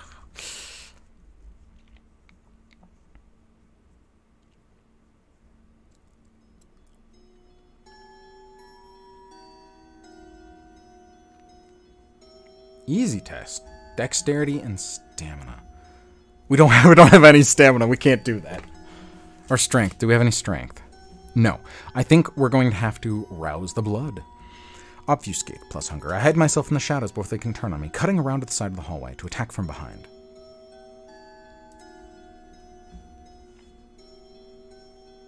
Was I always wearing the shirt? Yes, I was. At least since I started streaming. You slip into the shadows. Is that too hunger? We can do a little more. We can do a little more. You slip into the shadows as the mortals turn and start to fire their rifles down the hall. It's not difficult to remain quiet beneath the sound of rapid gunfire, but you're careful all the same. Discretion has served you well so far, and it serves you yet again as you circle around the men with ease, coming at them from behind before striking them in the open air like a viper, becoming visible the moment you make contact. Your fist smashes... I thought we were going to use the gun. What was the point of pulling it out of the holster? You rouse my...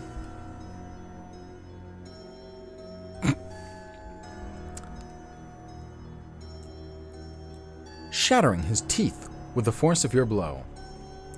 He stumbles back, clinging to his rifle as he tries to regain distance and renew his attack, but you've got him in your sights and you're not letting him get away. You slam him into the wall with an elbow to the gut, and follow it up with a right hook to the jaw, which sends him spinning, the rifle tumbling from slackened fingers as his body collapses.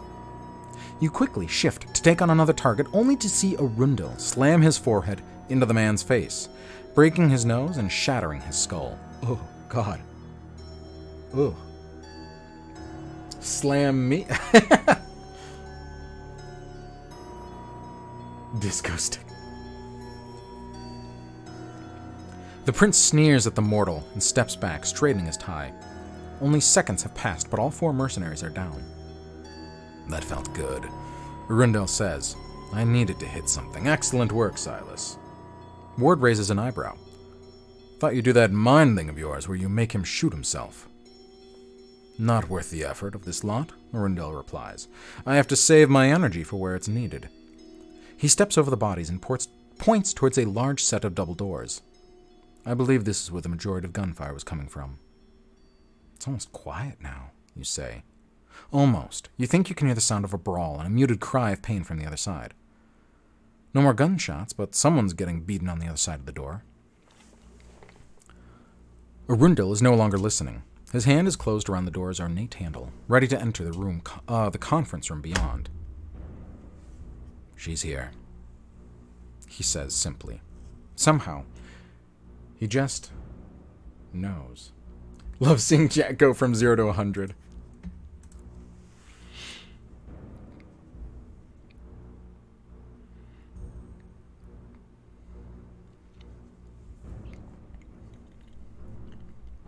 What's going on here? Smoke belches from the door as Arundel pulls it open, revealing a shimmering tableau? I don't know what that is. Enshrouded in choking mist and backlit by flickering fire. Ward's Banu Hakim Lieutenant, Sevink, and a woman you've never met before stand beside the unmoving corpse of another, each bent and broken from their wounds, although Sevink seems to have gotten the worst of it. Arundel strides forward with furious purpose. What has happened here? Who are... The unknown woman lifts her alabaster face, and the prince's brief tirade cuts itself short. Who the fuck are you? I've never seen you before in this game.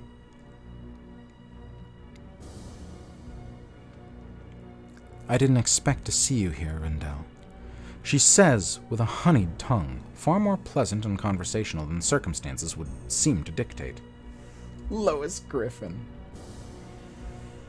If you've come for a piece of Eden, then I'm afraid you've arrived too late. What is this? Who the fuck is this? Oh, Prince Annabelle. Oh, a Tremere. Interesting. You step closer to get a better look at the woman. Her red rose dress has somehow managed to pass unscathed through the ashes, lending her ethereal appearance. Held on high above the worldly, soot-covered chaff. Her gaze flickers for just a moment, and she stares into your eyes. If you were mortal, you'd drown in the smoky blue of her irises. Look away, Fade cautions you. You can feel it, right? We'd do anything she wants while she has our gaze. Think of it like Medusa. We don't want to fight her head-on. You're interfering in the affairs of my domain, Annabelle. Arundel says, you belong in Quebec, not at the root of my power. Prince Annabelle. Prince. Yeah, all of the rulers in Vampire the Masquerade are prince. They never distinguish prince or princess. It's kind of like a genderless term for this game. Medusa? She makes me... Well, I mean, if she stares at me like... wheezing. Little red Corvette. Your mind goes into overdrive, trying to figure out what's going on. Annabelle rules the biggest Tremere chantry in the country. If she didn't expect Arundel to return, could she be making a move on Ottawa? That didn't make sense. Didn't the Anarchs plan this attack? And if Corlys is the corpse at her feet, then why were they fighting suddenly? Several things happen very quickly before you can finish piecing the scene together. The prince grabs Annabelle by the throat and lifts her off the ground with a snarl of fury. Murderous intent, clearly obvious. Ward tries to run to his partner's side, only to be ambushed by two massive snapping Rottweilers at Sevink's growled order. But Sevink worked for Ward. Ooh. Little last-minute backstabbing, huh? The Anarch howls in response to the perceived betrayal. Jordan rushes towards aid, while Luca backs up Arundel, shouting furiously at the Tremere's meddling. Corlys's scorched body twists with a sharp snapping of bone, and she rises to her knees, aiming a heavy-looking handgun at both princes. You have no way of knowing which one she intends to shoot, but if you don't intervene, you'll know why soon enough.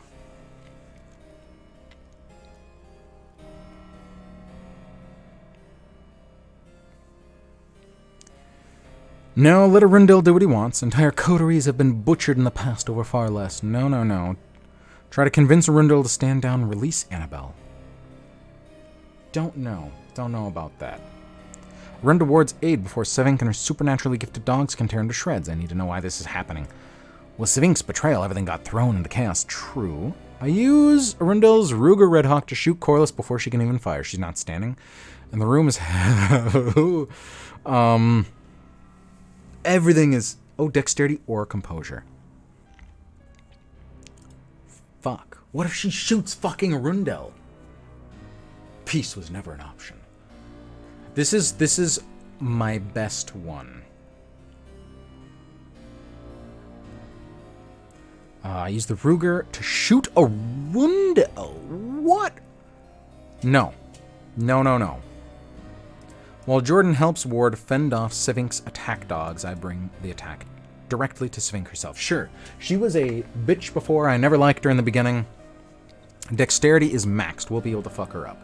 Wait, I wait, yes. Why not shoot Corliss?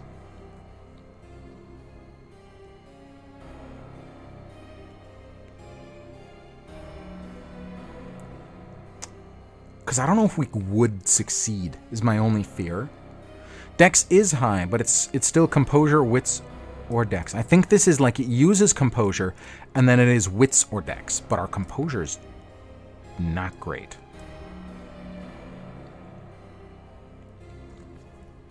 I can't remember what this slash means, because it's not which one of the three is better. I think it is wits or dex, but it's also composure. I think that's how it works.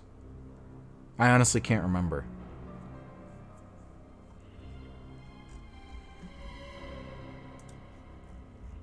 Is there a thing that tells me?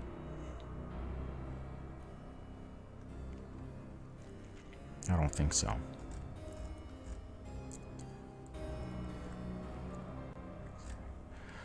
Composure and wits or dexterity. That's a good question. I'm not sure. I really don't know. I'm a little afraid.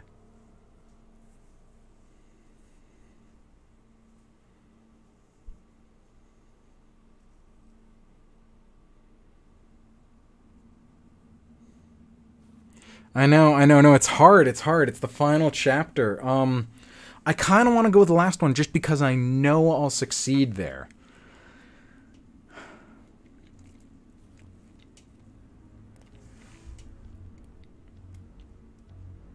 But Corliss is, right? Well, I feel like the two people that are doing nothing is Corliss and Sevink. So it's hard to say which one I'd be best at. What is going on with the bottom corner? Oh, there's a lot of light shining through, that's what. A final countdown. Coward, oh dear. I know there's a lot of wits or composure, which are like my worst fucking stat. Actually, wits isn't terrible, but composure's not good. We really maxed out on dex and almost intelligence. Everything else is kind of scattered. So I kind of want to fuck up Sevink. We'll see. Maybe I'll regret it. You race past Jordan.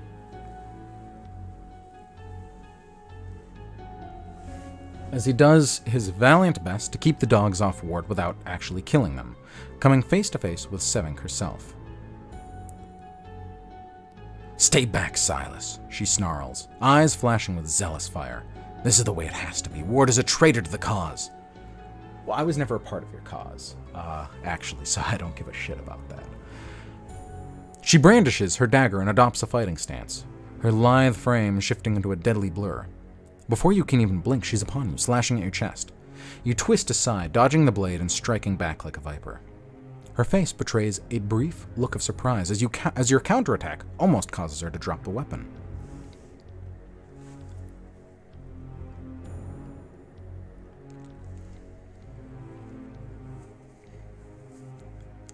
You're good, Sevink says simply, but not that good. She flashes towards you again, but this time you're ready. Defense is up, except... Where did she go? And suddenly you're falling, getting a quick glimpse of a deadly assassin mid-leg sweep, crouched almost impossibly low to the ground, so that she's invisible if you weren't looking directly at her. She rises into an open-hand strike, knocking you back into the melee between Ward and the Rottweilers. I thought I succeeded, right? Our dex is maxed. You're not accustomed to fighting against dogs, and if there are any tricks to it, you're not aware of them. If you want to kill them, Arundel's Ruger would probably do the job, otherwise it might be best to try other means. Both Rottweilers are swift and running low to the ground as they tear at Ward's leg, biting and retreating before he can launch a counterattack. Fuck me. There's gotta be a way to do this without killing the dogs, right? Fade asks. It's not their fault their mistress lost her mind. Now that you're getting a good, close look at them, you're almost entirely sure that they're ghouls. Their power enhanced in loyalty, affirmed by offering of Sevink's blood. Traditional methods of dominance or persuasion are unlikely to work against them.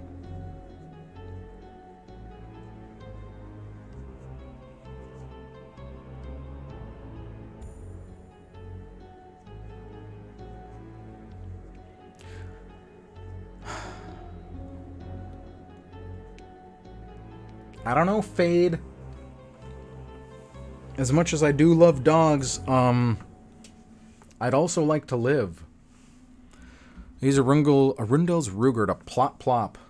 Yeah, our choices are not good. I restrained them. Dexterity, strength, or stamina. The piss poor. Well, we don't have stamina for shit. We don't have strength for shit. I don't think we can restrain them. I think we have to. I think we have to, old yeller them. I'm sorry. I'm sorry. We have no strength or stamina. These bottom two options are like doomed to fail. I think we gotta put them down. Sorry, Fade. I use the Ruger.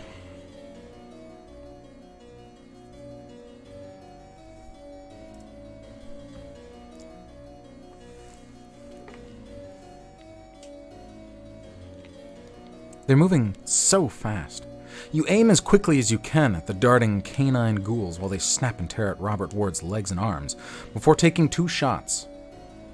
The first bores a hole through one dog's chest, knocking it back. Head over heels to smash against the nearby wall and a bloody ruin tangled in his innards. The second shot is less accurate, but it still takes the next dog out of the fight, nearly blowing it back left. Ugh. Oh, God. Who put the dogs down? Oh, no. Oh. It limps away, whining with fear as Ward regains his feet and joins you. That's depressing. Didn't want to have to do that. Thanks, Silas. Sev knew I'd hold back against her boys. I've worked with them too many times. She knows I didn't have what it takes to kill them. Well, Ward, neither did I, really, but I didn't have any other choices. Wait, you say, realizing someone is missing. Where'd Jordan go? You got ambushed by a few of the mortals creeping around the place while you were sparring with Sevink. Not sure where... Ward? Fade is gesturing frantically in the Banu Hakim's direction as you mirror his intentions so Ward can see. Yeah. You point him back at Sevink, who's drawn a long dagger from her belt. Right, he says. I was hoping that would resolve itself, to be honest. Dominate. Oh, good. Come here, Sevink. Let me fucking slop myself deep into your brain.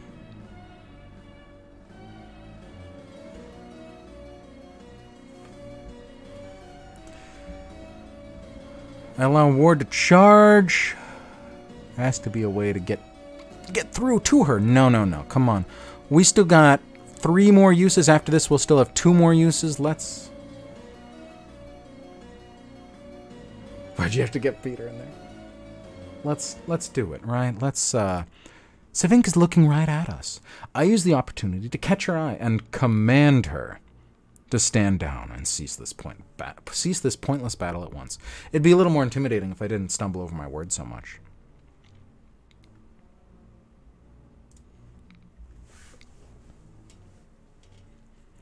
You try to find a state of calm and will your blood to circulate, warming your cold, dead veins. When you speak, it's with power and conviction. Sevink! You call out in a voice so... Oops. I'll stay it when I get there later. In a voice so deep you barely recognize it as your own. Her eyes flick to yours. A mistake that costs her everything.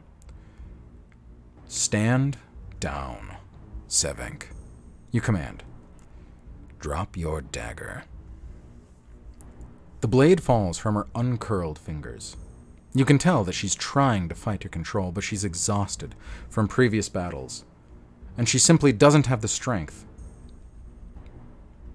Get it together. She simply doesn't have the strength of will to combat you. She's completely in your... Ward's fist bashes in Sevink's jaw, sending the lithe assassin flying through the air in a heap of flailing limbs. He's beside himself with rage. He probably didn't even know that she already submitted to you. Ward thrusts one of Sevink's own knives into her chest as she struggles against his weight. She's all but beaten now. The will to fight drained from her. Why? He asks, looking into her eyes. After everything we've been through together, why would you attack me? You made me hurt. The dogs. Suphan and Ara. I actually don't know how to say that. Sufan and Ara Rat? What interesting names. Those dogs were like family. I can't let you hurt her. Sevink growls. It's all been for nothing. Who? She pulls another long dagger from her boot and starts manically, whatever, slashing it towards chest as he tries to hold her down. He grabs the blade and takes it from her, but she shows no sign of surrender. This is like Riri Mouse all over again. Why won't you fucking die? She screams, flecking his face with spittle. There's no way she's in her right mind, Fade says. We can't destroy her when she doesn't know what she's doing, can we? You know how it feels to have your free will taken away.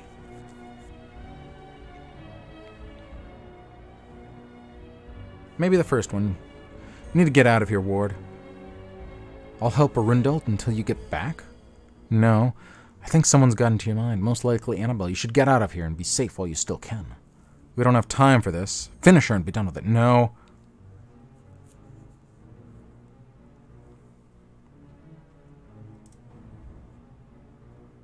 None of this makes any sense. I think we're being played, and the only way to win is spare Sevink for now. Oh, why not the first one, I guess? I'll help Arundel until you get back. Finish her? Hardly know it. Well, does that matter? You can take my free whip.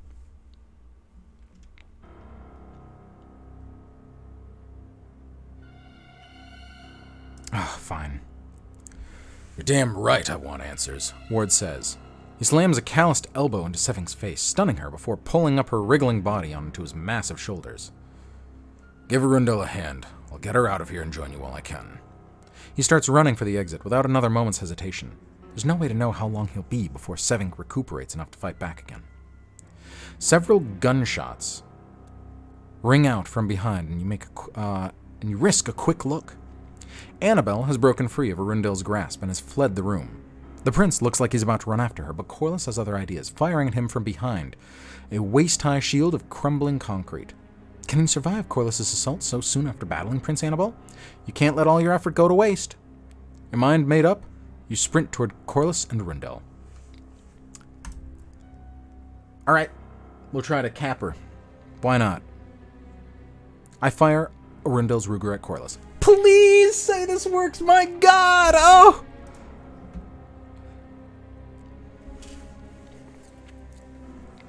You don't have much time to get Corlys in your sights, so you do your best to aim quickly, letting loose a shot before she can fire her own. Ooh. Your bullet hits her in the chest just before she can pull the trigger, causing her shot to go wide. What if Annabelle's controlling her?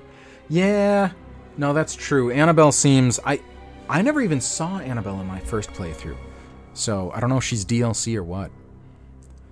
Arundel whirls to face Corlys, a furious frown curling his face into a rictus. That's a good word. I don't even know what it means, but I like it. A rictus of unholy anger. You dare! He shouts. Corlys fires, and Arundel sidesteps it faster than you can blink. Huh? You didn't know he could do that?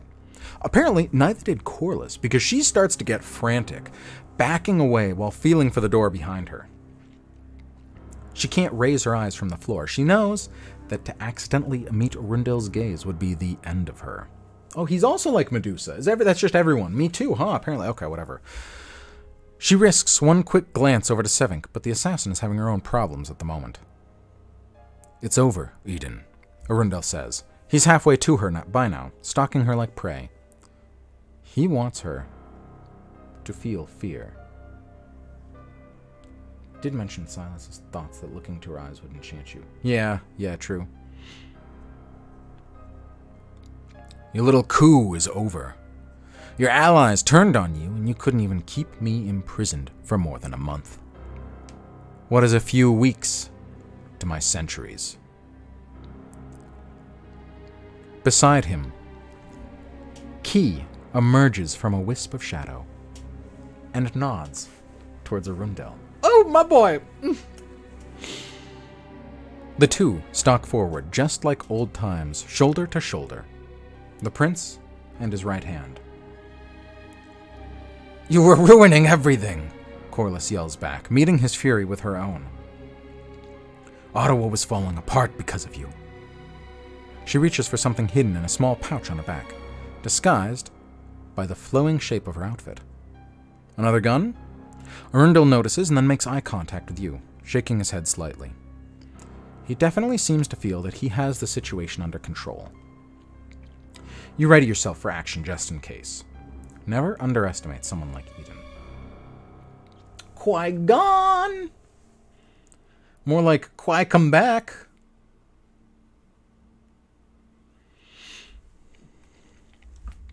"Justify it any way you want," Arundel growls. "You just wanted power. I never should have saved you from Grace.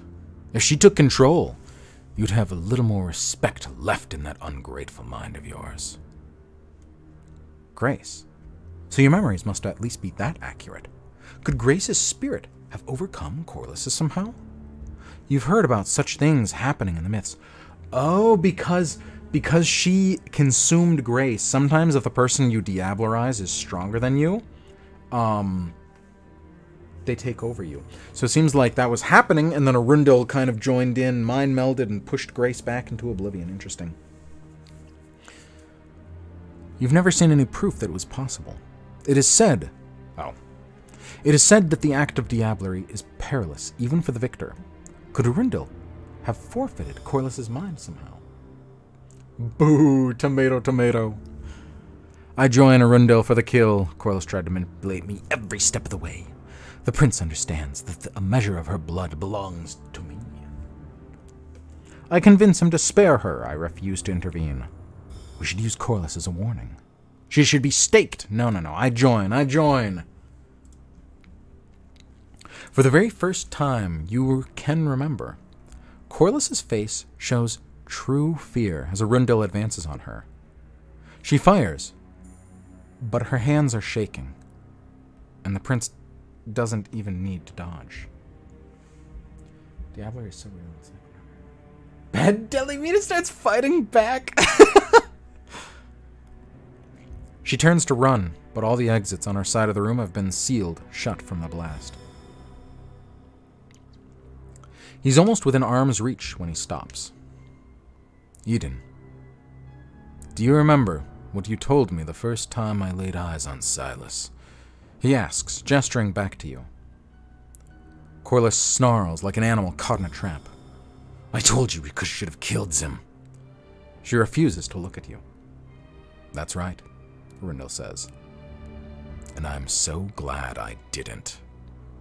Silas could have stayed here with you, a loyal servant to the end, but Z knew what was proper. Z knew something was wrong." You shouldn't do that, Del, anymore. Yeah, that doesn't sound good. "Because you messed with your mind. Death would have been a mercy." Arundel shakes his head. Silas had a choice. I placed the information that led them to me, but they had to choose to act upon it. He looks back at you for a brief second. I could have impaled you, or I could have implanted you with a directive that forced you to follow. But I didn't. I gave you free will, and the information you needed to act upon it. Nothing more, nothing less. "Yeah," Fade says, "it's a bit more complicated than he's letting on, but it's not all lies. As far as I can tell, we really did have a choice. I'll give it to him, grudgingly." "I never gave you permission to implant suggestions in my mind." "Well, neither did you guys, but I did it anyways." "He's telling the truth," I say to Corlys. "I could have chose to ignore him. What I did of my own free will." "We're all monsters! You've both done terrible things!" No. We'll go with the second one. "How would you even know?" Corlys says. "How could you know that you had free will in any of this? It's a deception. He gives you the illusion of choice, but in the end it's all scripted. Every possible outcome preordained." Corliss's hand flashes out as she takes one final shot, hoping that Arundel's distracted enough by the conversation to miss what's coming. It's almost point blank, impossible to avoid, but even then, he's able to twist aside as a fiery shell explodes from the handgun. The incendiary round burns through his side with a hiss of melting flesh. I live for the thrill of skirting food poisoning, oh no!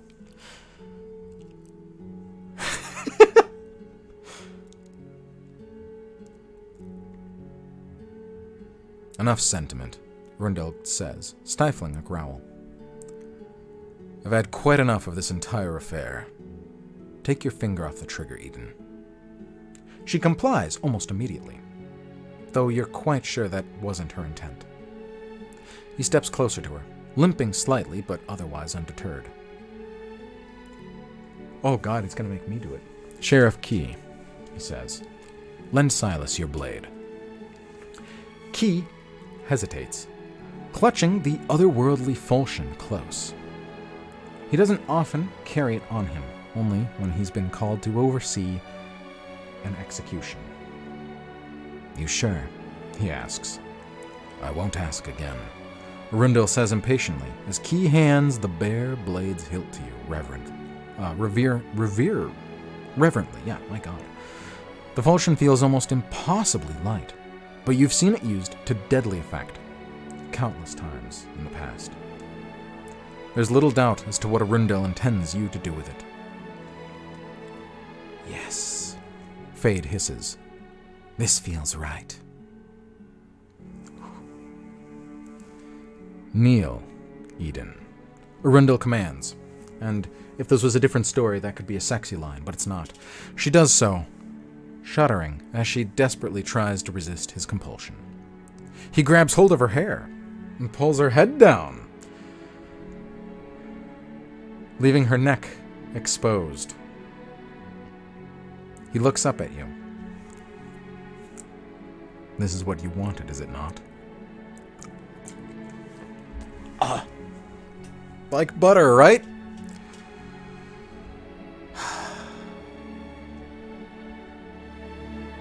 You know, I'm just gonna quote what Fade says. Thank you for letting me be the one to do this. It feels right. That's what Fade says.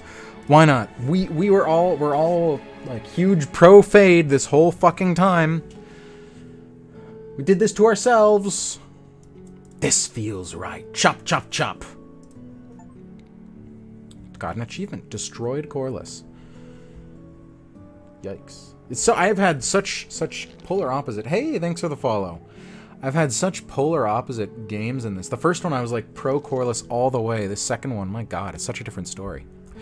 You flex your fingers around the falchion's hilt, and the rest of the blade. Oh, and rest the blade on the back of Corliss's neck. Even with no pressure, it sinks slightly into her skin, drawing a perfect line. Oh, into her flesh, drawing a perfect line through her skin. You pull it back, raising it above your head, trembling slightly with anticipation, and then bring it down with all your might. The executioner's blade slices through Corliss's vertebrae with disturbing ease. You barely feel any resistance at all before it's through to the other side, cutting through open air. Your former sire's head parts ways with her shoulders and falls almost lazily to the ground. Her eyes staring at you accusingly as they start to go hollow, deflating in on themselves like overripe pieces of fruit before falling to dust. You hand the blade back to Key, your movements sluggish with the realization of what you've just done. It was well done, Key says. I couldn't have done it better myself. He offers you a sharp nod. One professional to the other. My fucking god. Why is she still up there? She's dead. Ugh.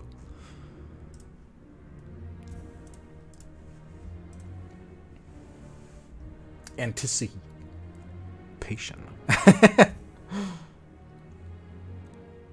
We'll need to be careful. Oh, we'll need to be careful about how we spin this, Arundel. Key says. It's kind of inspiring to see that even after all this shit that's gone down, Key was just immediately pro Arundel, like, right away again. I'll take that as a beige flag. I don't think there are any green flags in Vampire the Masquerade, but there's definitely a lot of red ones. We don't know how many kindred witnessed what happened tonight. There's an entire council, and outside dignitaries above when the bombs went off. Most of them escaped, but you know as well as I do that our kind have ways of spying without being seen. Maybe for the best that Prince Annabelle escaped. Both our domains benefit from keeping her involvement as quiet as we can. She'll save face while we avoid scandal and the appearance of weakness. We love a loyal king. Where is Luca? I've been wondering that too myself, actually. Luca kind of disappeared. She ran to help Arundel, but she's gone now. Well, she remains out there, plotting her next move, Arundel says with a grimace. Very well. Key crosses his arms. I'll see about increasing security in the meantime. They're gone! You hear Jordan call from the other side of the room. He and Luca appear from behind a... Okay, there's Luca. A crumbling pillar of concrete. In all the chaos, you'd almost forgotten about the battle between Ward and Sevink. Sevink was being controlled by Annabelle, Luca says. When she managed... Oh, I killed her dogs. Oh, man! Oh, it feels so bad! I didn't want to kill the dogs. Oh well. Fuck. It's the end of the game. We don't need to see him again. Those dogs won't come back, definitely. Judgment. Oh, yeah. When she managed to snap out of it, Ward helped her get away. She was pretty messed up. Well, yeah, I hit her, and then Ward hit her with like 100 times the force that I hit her with. They're just at the butterfly farm. They've been taken away to a happier place, free of vampires and ghoulish activities. You rush over and pull Luca into a tight hug. Good. She looks embarrassed at first, but the rigidness of her fatigued muscles goes slack in your arms. And you know that your comforting is well received. Enough talk, Arundel snaps. His mood has darkened considerably since he realized he had more than Corliss to contend with. Oh, I see. I need to rest and then figure out how to explain all of this. Those who stood with me tonight will be rewarded, and when I discover who these would-be usurpers, Key's blade will get some good use. He looks over at the sheriff. It hungers, doesn't it? The sheriff places his palm on the hilt of the falchion. He looks uncomfortable about speaking as his role as executioner, and you can't tell if he's talking metaphorically when he agrees with Arundel. It does hunger. Yes. Good. We'll sate its appetite in the coming nights. You did call it with Sevink. Yeah, that makes sense. Because I was going to say, she was so strongly Ward's, like, I don't know, right hand? Using this game's terminology. First mate? Whatever. Sate his appetite. Oh, fuck, it's getting late. I gotta get ready. I gotta get going. Actually, very soon. Fuck. Oh my god, am I gonna... Oh, it's getting so late! Titties, titties! Oh, dear. Okay. Anyways. I have to get going to town in like an hour. Shit. But we're at the epilogue. It's over. No, not D&D. I'm just going out to a restaurant and drinking with friends. It's like half of the D&D group, but not the whole D&D group. Only half of them were free. So we could not play more D&D. So instead, we just decided to get food and probably still talk about D&D. The epilogue. Yeah, it should be a good time. I wish it was D&D instead, but it's such a big group, it's hard to get them all together every single time. Change is inevitable. It comes for us all. But we must guide it by the hand like a lover, or it will destroy everything we have wrought. Every one of our stories has a beginning and an end, but we, kindred, are unique in that we have the inevitable opportunity to start anew. death and rebirth. What path will Silas tread in their next life? I wonder. From the Journals of Arundel, Prince of Ottawa.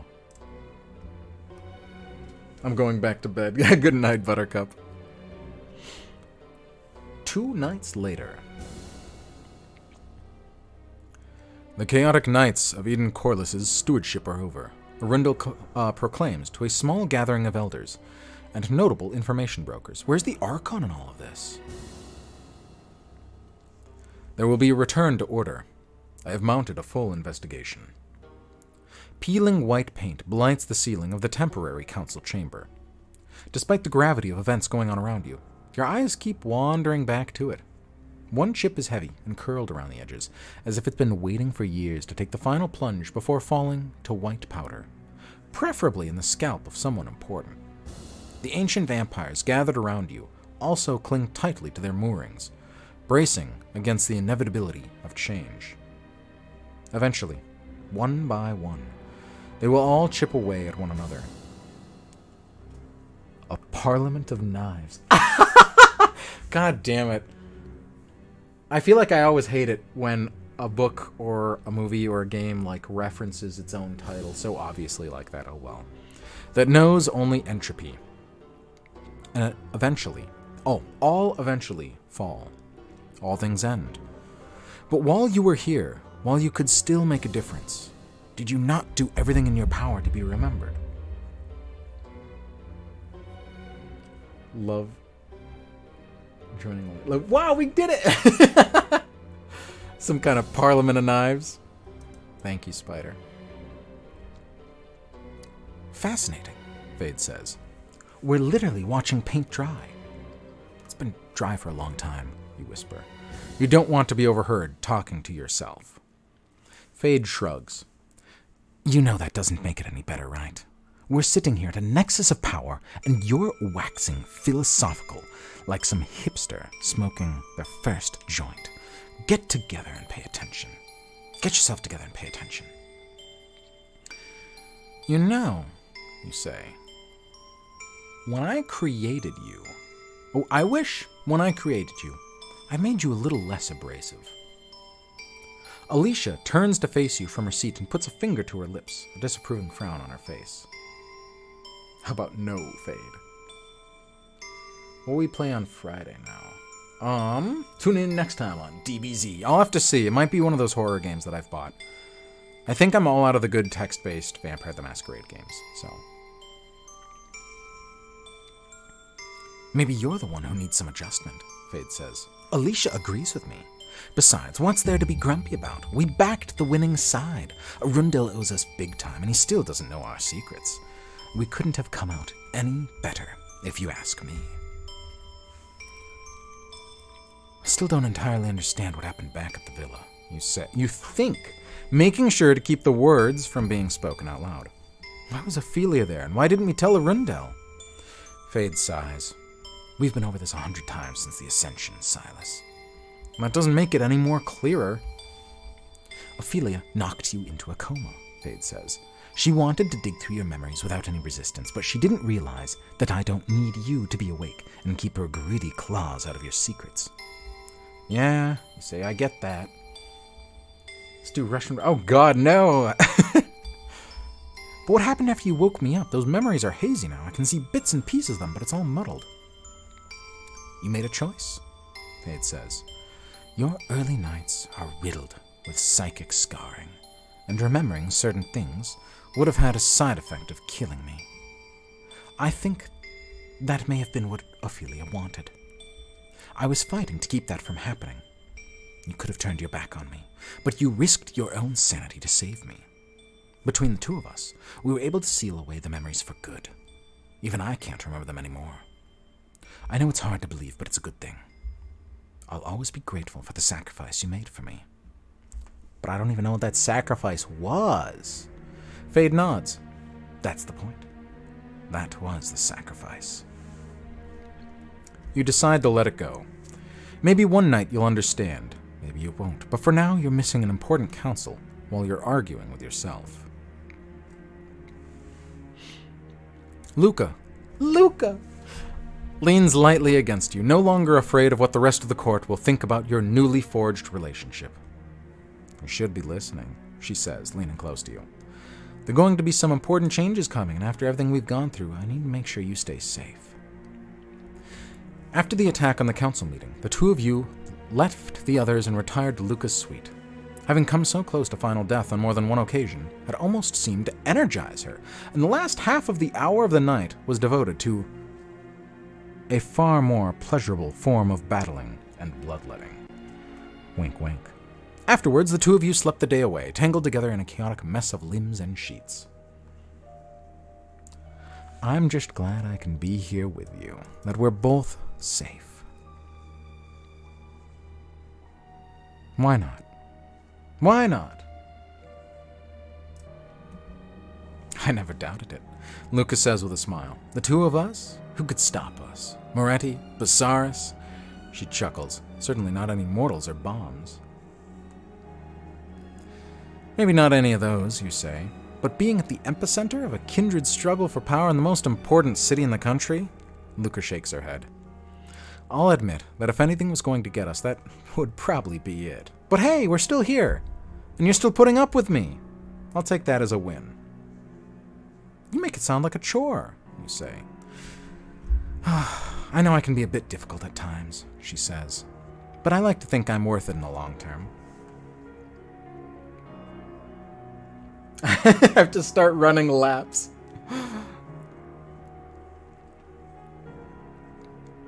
Of course you are, Luca. I wish you could see yourself the same way I see you. You wouldn't be so hard on yourself then. Well, we're long-term now, I joke. I feel like that would go over well with her. She's always been a little funny. But she's always liked it when I've been very direct. No, why not? Why not?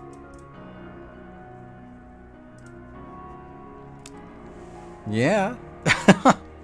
Lucas says. She doesn't seem terribly amused, but at least she can take the joke without getting offended. It might take me a while to get a handle on your bad sense of humor, though. Oops. She grips your hand as your attention is suddenly brought back to the front of the room. Something is coming. You can feel it. You were right before, you whisper. We should have been paying closer attention. Luca nods, looking a little embarrassed. For the vampire audience. I am glad you're enjoying them, Spider. Since when have I ever listened to my own advice? Rundle sweeps his gaze over the assembled kindred for the moment, and for the moment, they linger on you before moving on.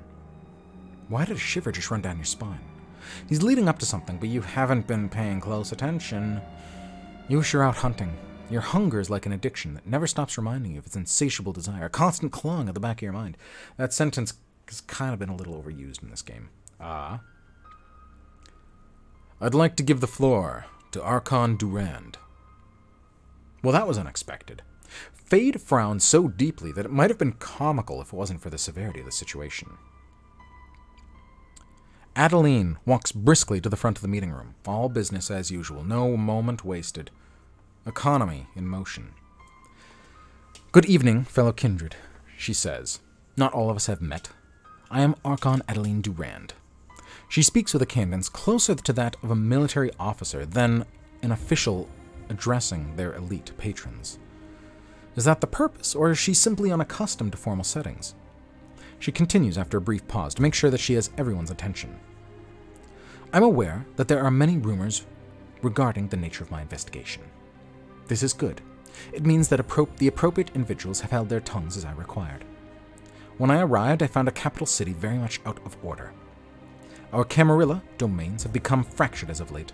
Our ability to communicate hampered by the emergence of the Second Inquisition. Fade got a fang block.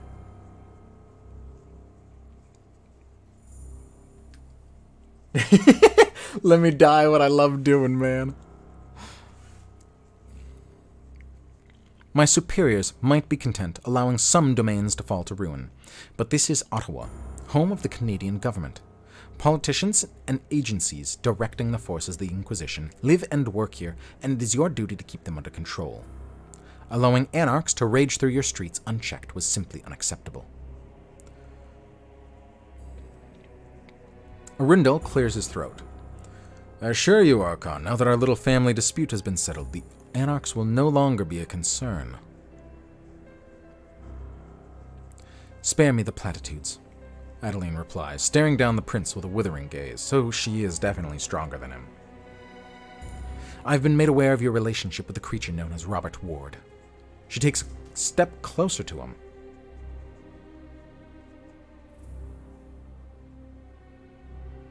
Oh dear, what's going on? And looks him in the eyes. Hi, Mouse. Almost daring to try to use him to use his mental powers. When he doesn't, she sniffs and turns back to the crowd. The Anarch arranged an attack on this very council and its guests on multiple nights since I've arrived, but your prince suggests that he is no longer a concern. I require proof of this assertion. Fortunately, this will be easy for you to provide. Fade leans forward, watching intently. I don't like the sound of that one bit. She raises a black glove hand and points crooks a finger, motioning her two servants to open a small door at the back of the room. What is the meaning of this? Arundel asks, voice raised with surprise as Ward stumbles into the room in a daze. Wanted to see more of him. More of Card? I could have another Card audio in the future. You wouldn't believe how difficult it was to subdue your friend here, Adeline says to the fuming prince. He put up quite the fuss, but the attack on your council took the wind out of his sails. Ward looks dazed and sick. His clothes are ripped to tatters, and his body is a mess of unmended wounds. You better not turn off my computer. Okay.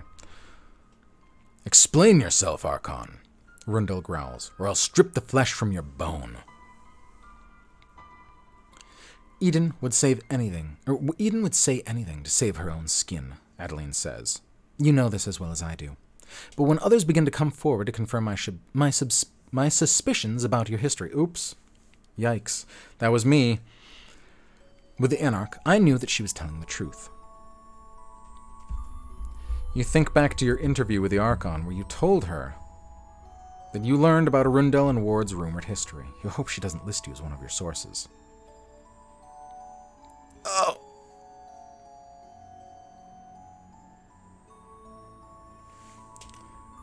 Oh god, oh god, oh god, oh god. Ooh, you have to do more card stuff. Silas, she says, pointing a finger towards you. Shit. Come forward. You were responsible for returning your prince from his imprisonment. You dug him out of a hole once, and I now present you with the opportunity to dig him out yet again. You don't have to do this, Silas. Hell with her. I don't think I'm getting away that easily, you say. There's nowhere to run. You step forward awkwardly, the crowd parting around you, leaving you wide open. What do you want me to do?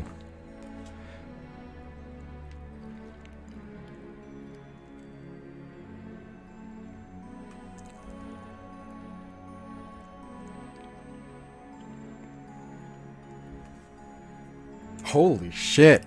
She pulls a curved saber from its sheath at her belt and hands it to you.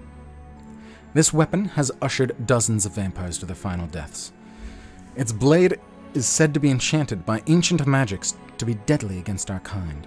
She kicks Ward's feet out from under him and he falls to his knees. He doesn't even cry out. Whatever it is the Archon did to him, it's left him nearly catatonic.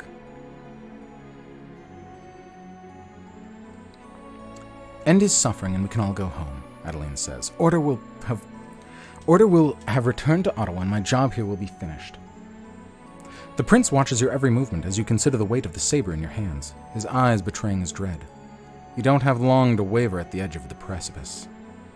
Do we really have a choice? Fate asks. Everyone's watching us. Whatever we do tonight will be talked about for years. Hopefully, it's not a cautionary tale at our response. Oh my god. So our options are kill Robert Ward, give her back the sword, or try to slash at her with the sword. My god, we've been... I feel like I have to do the last one. This whole game has been do the most unhinged option. Every single time, I think this is gonna get us killed. Because she's the strongest vampire in the whole fucking room. But yeah, I think we have to do it. We have to... To hell with this overbearing bitch! I pivot away from Ward and slash the Archon's neck with her own enchanted blade. My god. My god. This is gonna go so badly. It's the end of the game, though. Fuck it, right? Fuck it. Who cares? Fuck it, fuck it. Oh!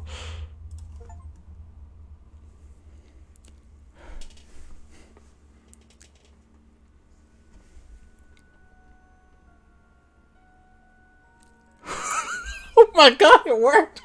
Holy shit! Oh, I think that was bad. Yikes. Oh, wow. If this weapon is enchanted... I just brought the fucking ivory tower down on us. That was like one of the top machos. We're gonna get fucking like Dracula himself knocking at our door to come give me nightmares. If this weapon is enchanted for use against vampires, if it's ended the unlives of dozens of kindred, perhaps it's powerful enough to accomplish what you have to do. You bring up the blade over your head, staring at Robert Ward's neck, hesitating as fear runs down your spine. Do it, Adeline prompts. Put an end to this. You bring the blade down, altering its swing at the last second to cut into the Archon's neck with astonishing ease. She blinks at you with genuine surprise. Never would have thought. She trails off as her head slides from her shoulders, revealing an almost perfect slice through her neck and spine. God, Fade gasps. What have we done? Chairs scrape the floor as several kindred stand up to voice their objections, but the yelling is lost in a haze as the saber falls from your nerveless fingers. And then Luca is there, taking your hand and pulling you back to the side of the room where you lean against the wall, slowly realizing what you've done. That's like... God, that's like getting pulled over and shooting a police officer. I think that's the closest I can, like, make an analogy for what we've done. You've been pulled over for a speeding ticket, and your response is to, like just start murdering people. That's very unhinged. Oh, dear. Oh, my God. I've just, like, brought chaos to this court forever. Have you gone crazy? Luca asks. She's terrified.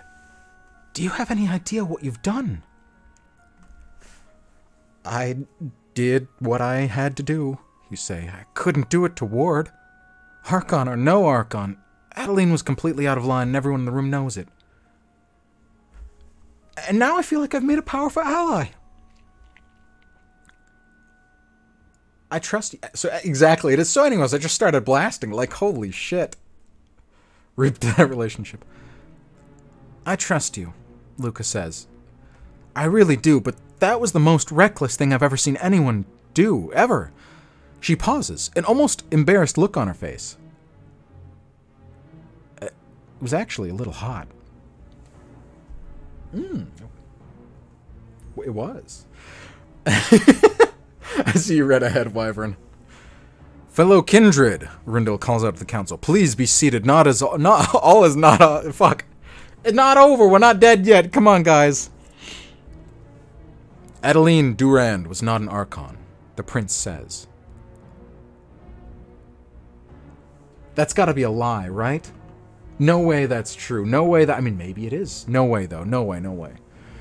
I intercepted transmissions between her and Quebec City. She was sent to turn us against each other. No true Archon will put a display on like she did tonight. Bouchard stands up from the back row. You expect us to believe that all this time Corliss had no idea that the Archon was no Archon at all. Preposterous. You can't help but agree, even though you wouldn't be saying it out loud. Rindel is simply buying both of you time to figure out your next moves. I expect you to take your prince at his word, Rindel snaps. You swear you can feel power crackling through him. He's furious, and everyone in the room knows it. This meeting is adjourned. You may leave. Most kindred leave quietly, while others mutter to themselves about insanity and the end of times. Yeah, that's... If she was an Archon, I have literally brought the end of times. This court won't exist in 3 months, 3 days. My God. Everyone likes a little unhinged energy. Oh my goodness. Come now, Silas, Arundel says. And you as well, Luca. I'll be needing your talents. You follow him out through a small locked door, into a back room filled with a squad of heavily armed mortals in riot gear. You've earned an official place by my side, Silas. Proven yourself loyal. Shadows swirl in the corner of the room as Kashif materializes, watching you intently. You're surprised to see that he survived, but his alliance with the restored prince makes sense. There are few places for a Banu Hakim to turn to these nights in Ottawa. What is this? Why were they waiting back here? Fade shakes his head. The prince is going to war. Ooh, yikes. Rindel crosses his arms. Last night, I spent a great amount of my social capital tracking down information on Adeline's allies. We're going to pay them a little visit. He smiles dryly. It's going to be a bloodbath. The first of many. How is this not the end of the game? I need to leave soon. I'm gonna be late. Please. Arindel's war against the Archon... Oh, wow, this is like a summary. Okay, we might actually be like 2 pages away. I can do this. Arindel's war against the Archon's allies rages for weeks, as his forces burn down safe houses and root out moles in the local police department. Adeline had dug deeper than anyone had imagined, whether by the order of her shadow... So she really was an Archon. That was a lie that he said. She really was. We could really all be dead. Oh my god. Whether by the order of her shadowy superiors or for her own personal gain is impossible to say. Even in her absence, the training and mental conditioning of her thralls remains in place, and they steadfast refuse to believe that their master is gone for good. You were nearly destroyed when several mortal fanatics set their own apartment on fire in an effort to slow you down. If not for Kashif's timely rescue, you might actually be nothing but ashes by now. His efforts left him gravely wounded from the flames, and you spent several nights looking in on him while he recovered. The very least you could do was to make sure he wasn't ambushed as his body slowly mended the burns. Well, I'm glad we kept him alive. We could have killed him. He just saved our lives. Oh, boy. I love a quarter to Warlord arc. Yeah, right. Oh, my God. Ward joined... This is like a summary of, like, this is like the history of everything that happens. Wow. Ward joins Arundel openly as his second in command. What am I then, huh? And while the rumor mongers within the court clearly disapprove, no one dares question the prince to his face and risk becoming a target alongside Adeline's remaining loyalists.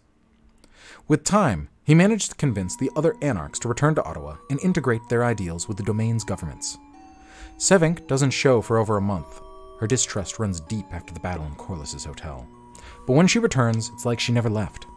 The two of them bicker as they always did, although you can tell that the assassin is pleased with Ward's progress at spreading their ideology throughout the city. Over the next several months, Luca works to reform and rebuild the flock of St. Anthony of Padua, purging the church once and for all of Father Moretti's influence. It turns out that the false priest's control had spread much deeper than either of you originally expected.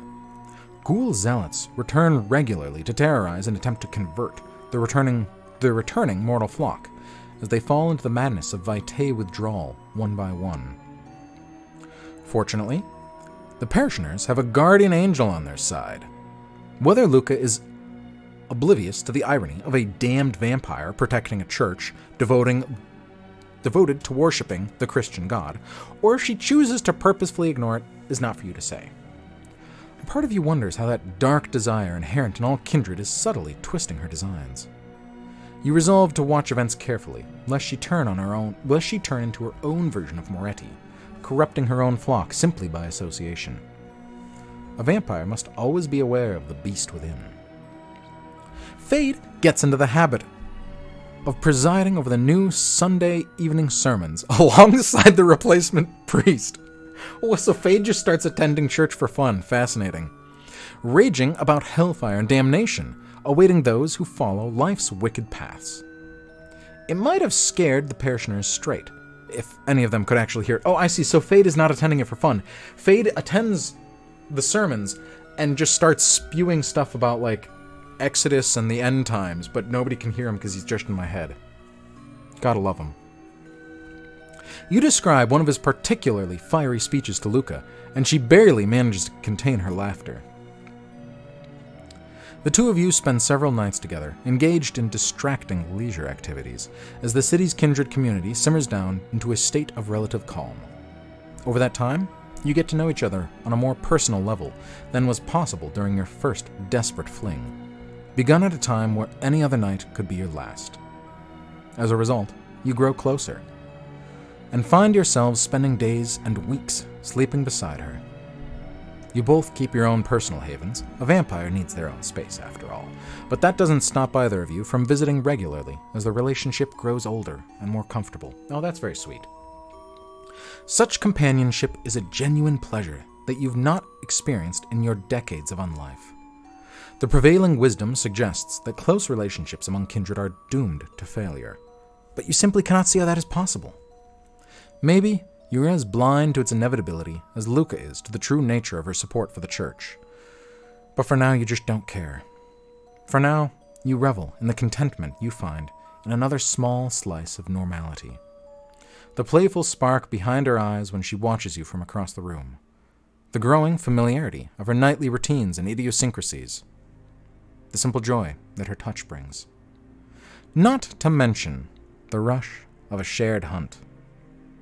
Yes, you would do anything to please her. You can feel it in your blood. I've had to pee for over an hour. Oh no, Buttercup, we're almost done. We're almost done. What? On to Arinda's office. I'm gonna be late. I'm gonna be fucking late. Oh, come on, my god. The sheriff's relationship with Arundel seems to change with time.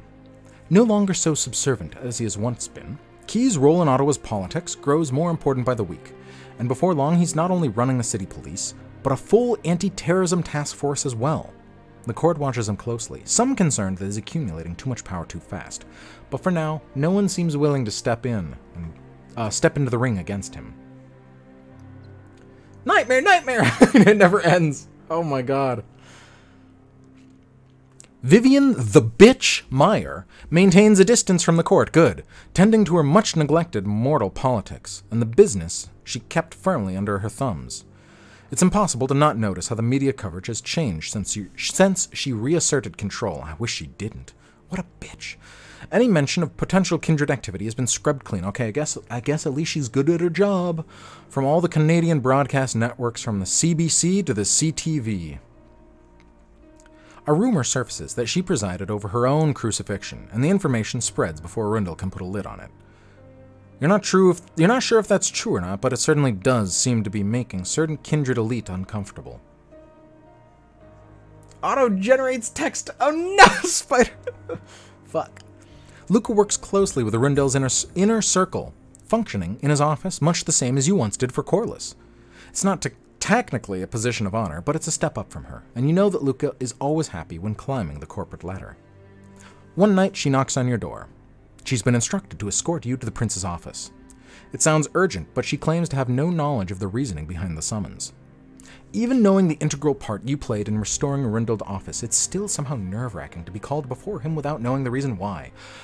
You school yourself to calmness and follow her. When you reach the door, she gives your hand a quick squeeze.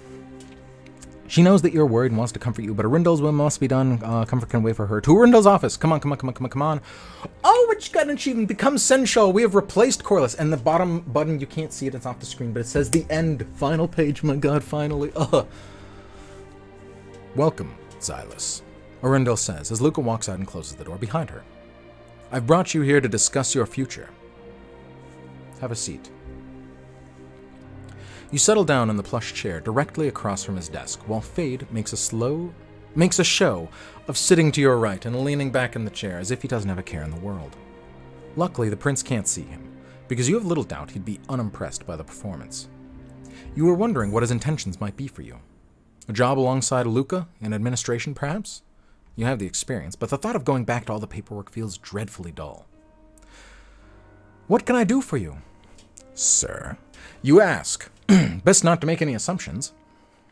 Arundel leans forward in the chair, fingers steepled as he looks over them at you. I've given this a great deal of thought. he says. This business with Eden has left my administration wanting. Cleaning house has left me in a rather awkward position of not having a seneschal in my court. Your eyes widen. He can't mean... No doubt about it, Fade says. You know exactly what he's getting at. No one else in this city has shown me the loyalty to rival your own. Few are the kindred who would have chosen to stand against Eden in an attempt to bring back your rightful prince. Luca meant well, but she was always her sire's creature. You, on the other hand, belong by my side. Some have said you are too young and inexperienced, but I have seen elders balk at half the trials you've undergone in these last few months. You've exceeded each and every one of them, each and every one of my expectations. He's really going to do it. Oh! You can't believe what you're hearing. I hereby raise you to be my seneschal. It's not a question. He's not looking for your permission. It's done just like that, whether you wanted the job or not. It's being handed to you, and you have little choice but to take it. To do otherwise would be a grievous offense. Thank you. You say. I also plan to speak with your associate, Mr. Tremblay. Jordan will serve under my rule as well, not in a similar position of power, of course, but I believe there may be more to his visions than I initially believed. Yesterday night he came to me with a particularly disturbing augury of the future. A war with Adeline's supporters, come to avenge their Archon. I was skeptical at first, but when I reached out to my contacts in the U.S., many of the specifics were corroborated. God, fuck, I hate that word. Corroborated, whatever. If we are to survive the coming storm, we must work as a team. A new war for a new era, Fade says. The more things change, the more they stay the same. Arundel stands up and reaches out a hand. You take it. The handshake is firm and it feels binding somehow. Are you ready to begin? I wish I had, like, dramatic exit music, but I don't. The end! Very likely 10 out of 10 recommend to a friend. Please put your email address. I'm not going to do that. I've already done that. Oh my god, we did it. We did it. One last shiver for the road. Oh, yes. Woo! That's what I'm talking about. I gotta go. I'm actually running very late. Thank you guys for watching. I'm so glad. I didn't expect that ending at all. That's fucking wild. 10% of players have destroyed the Archon. Fascinating. I wonder what some of these, like, harder to get achievements are. Anyways, thank you guys for watching. I'll have to find a new game to play for stream now, but I'm running late. I gotta go. So I will see you guys later, but I appreciate it. Bye-bye for now. Toodaloos and everything.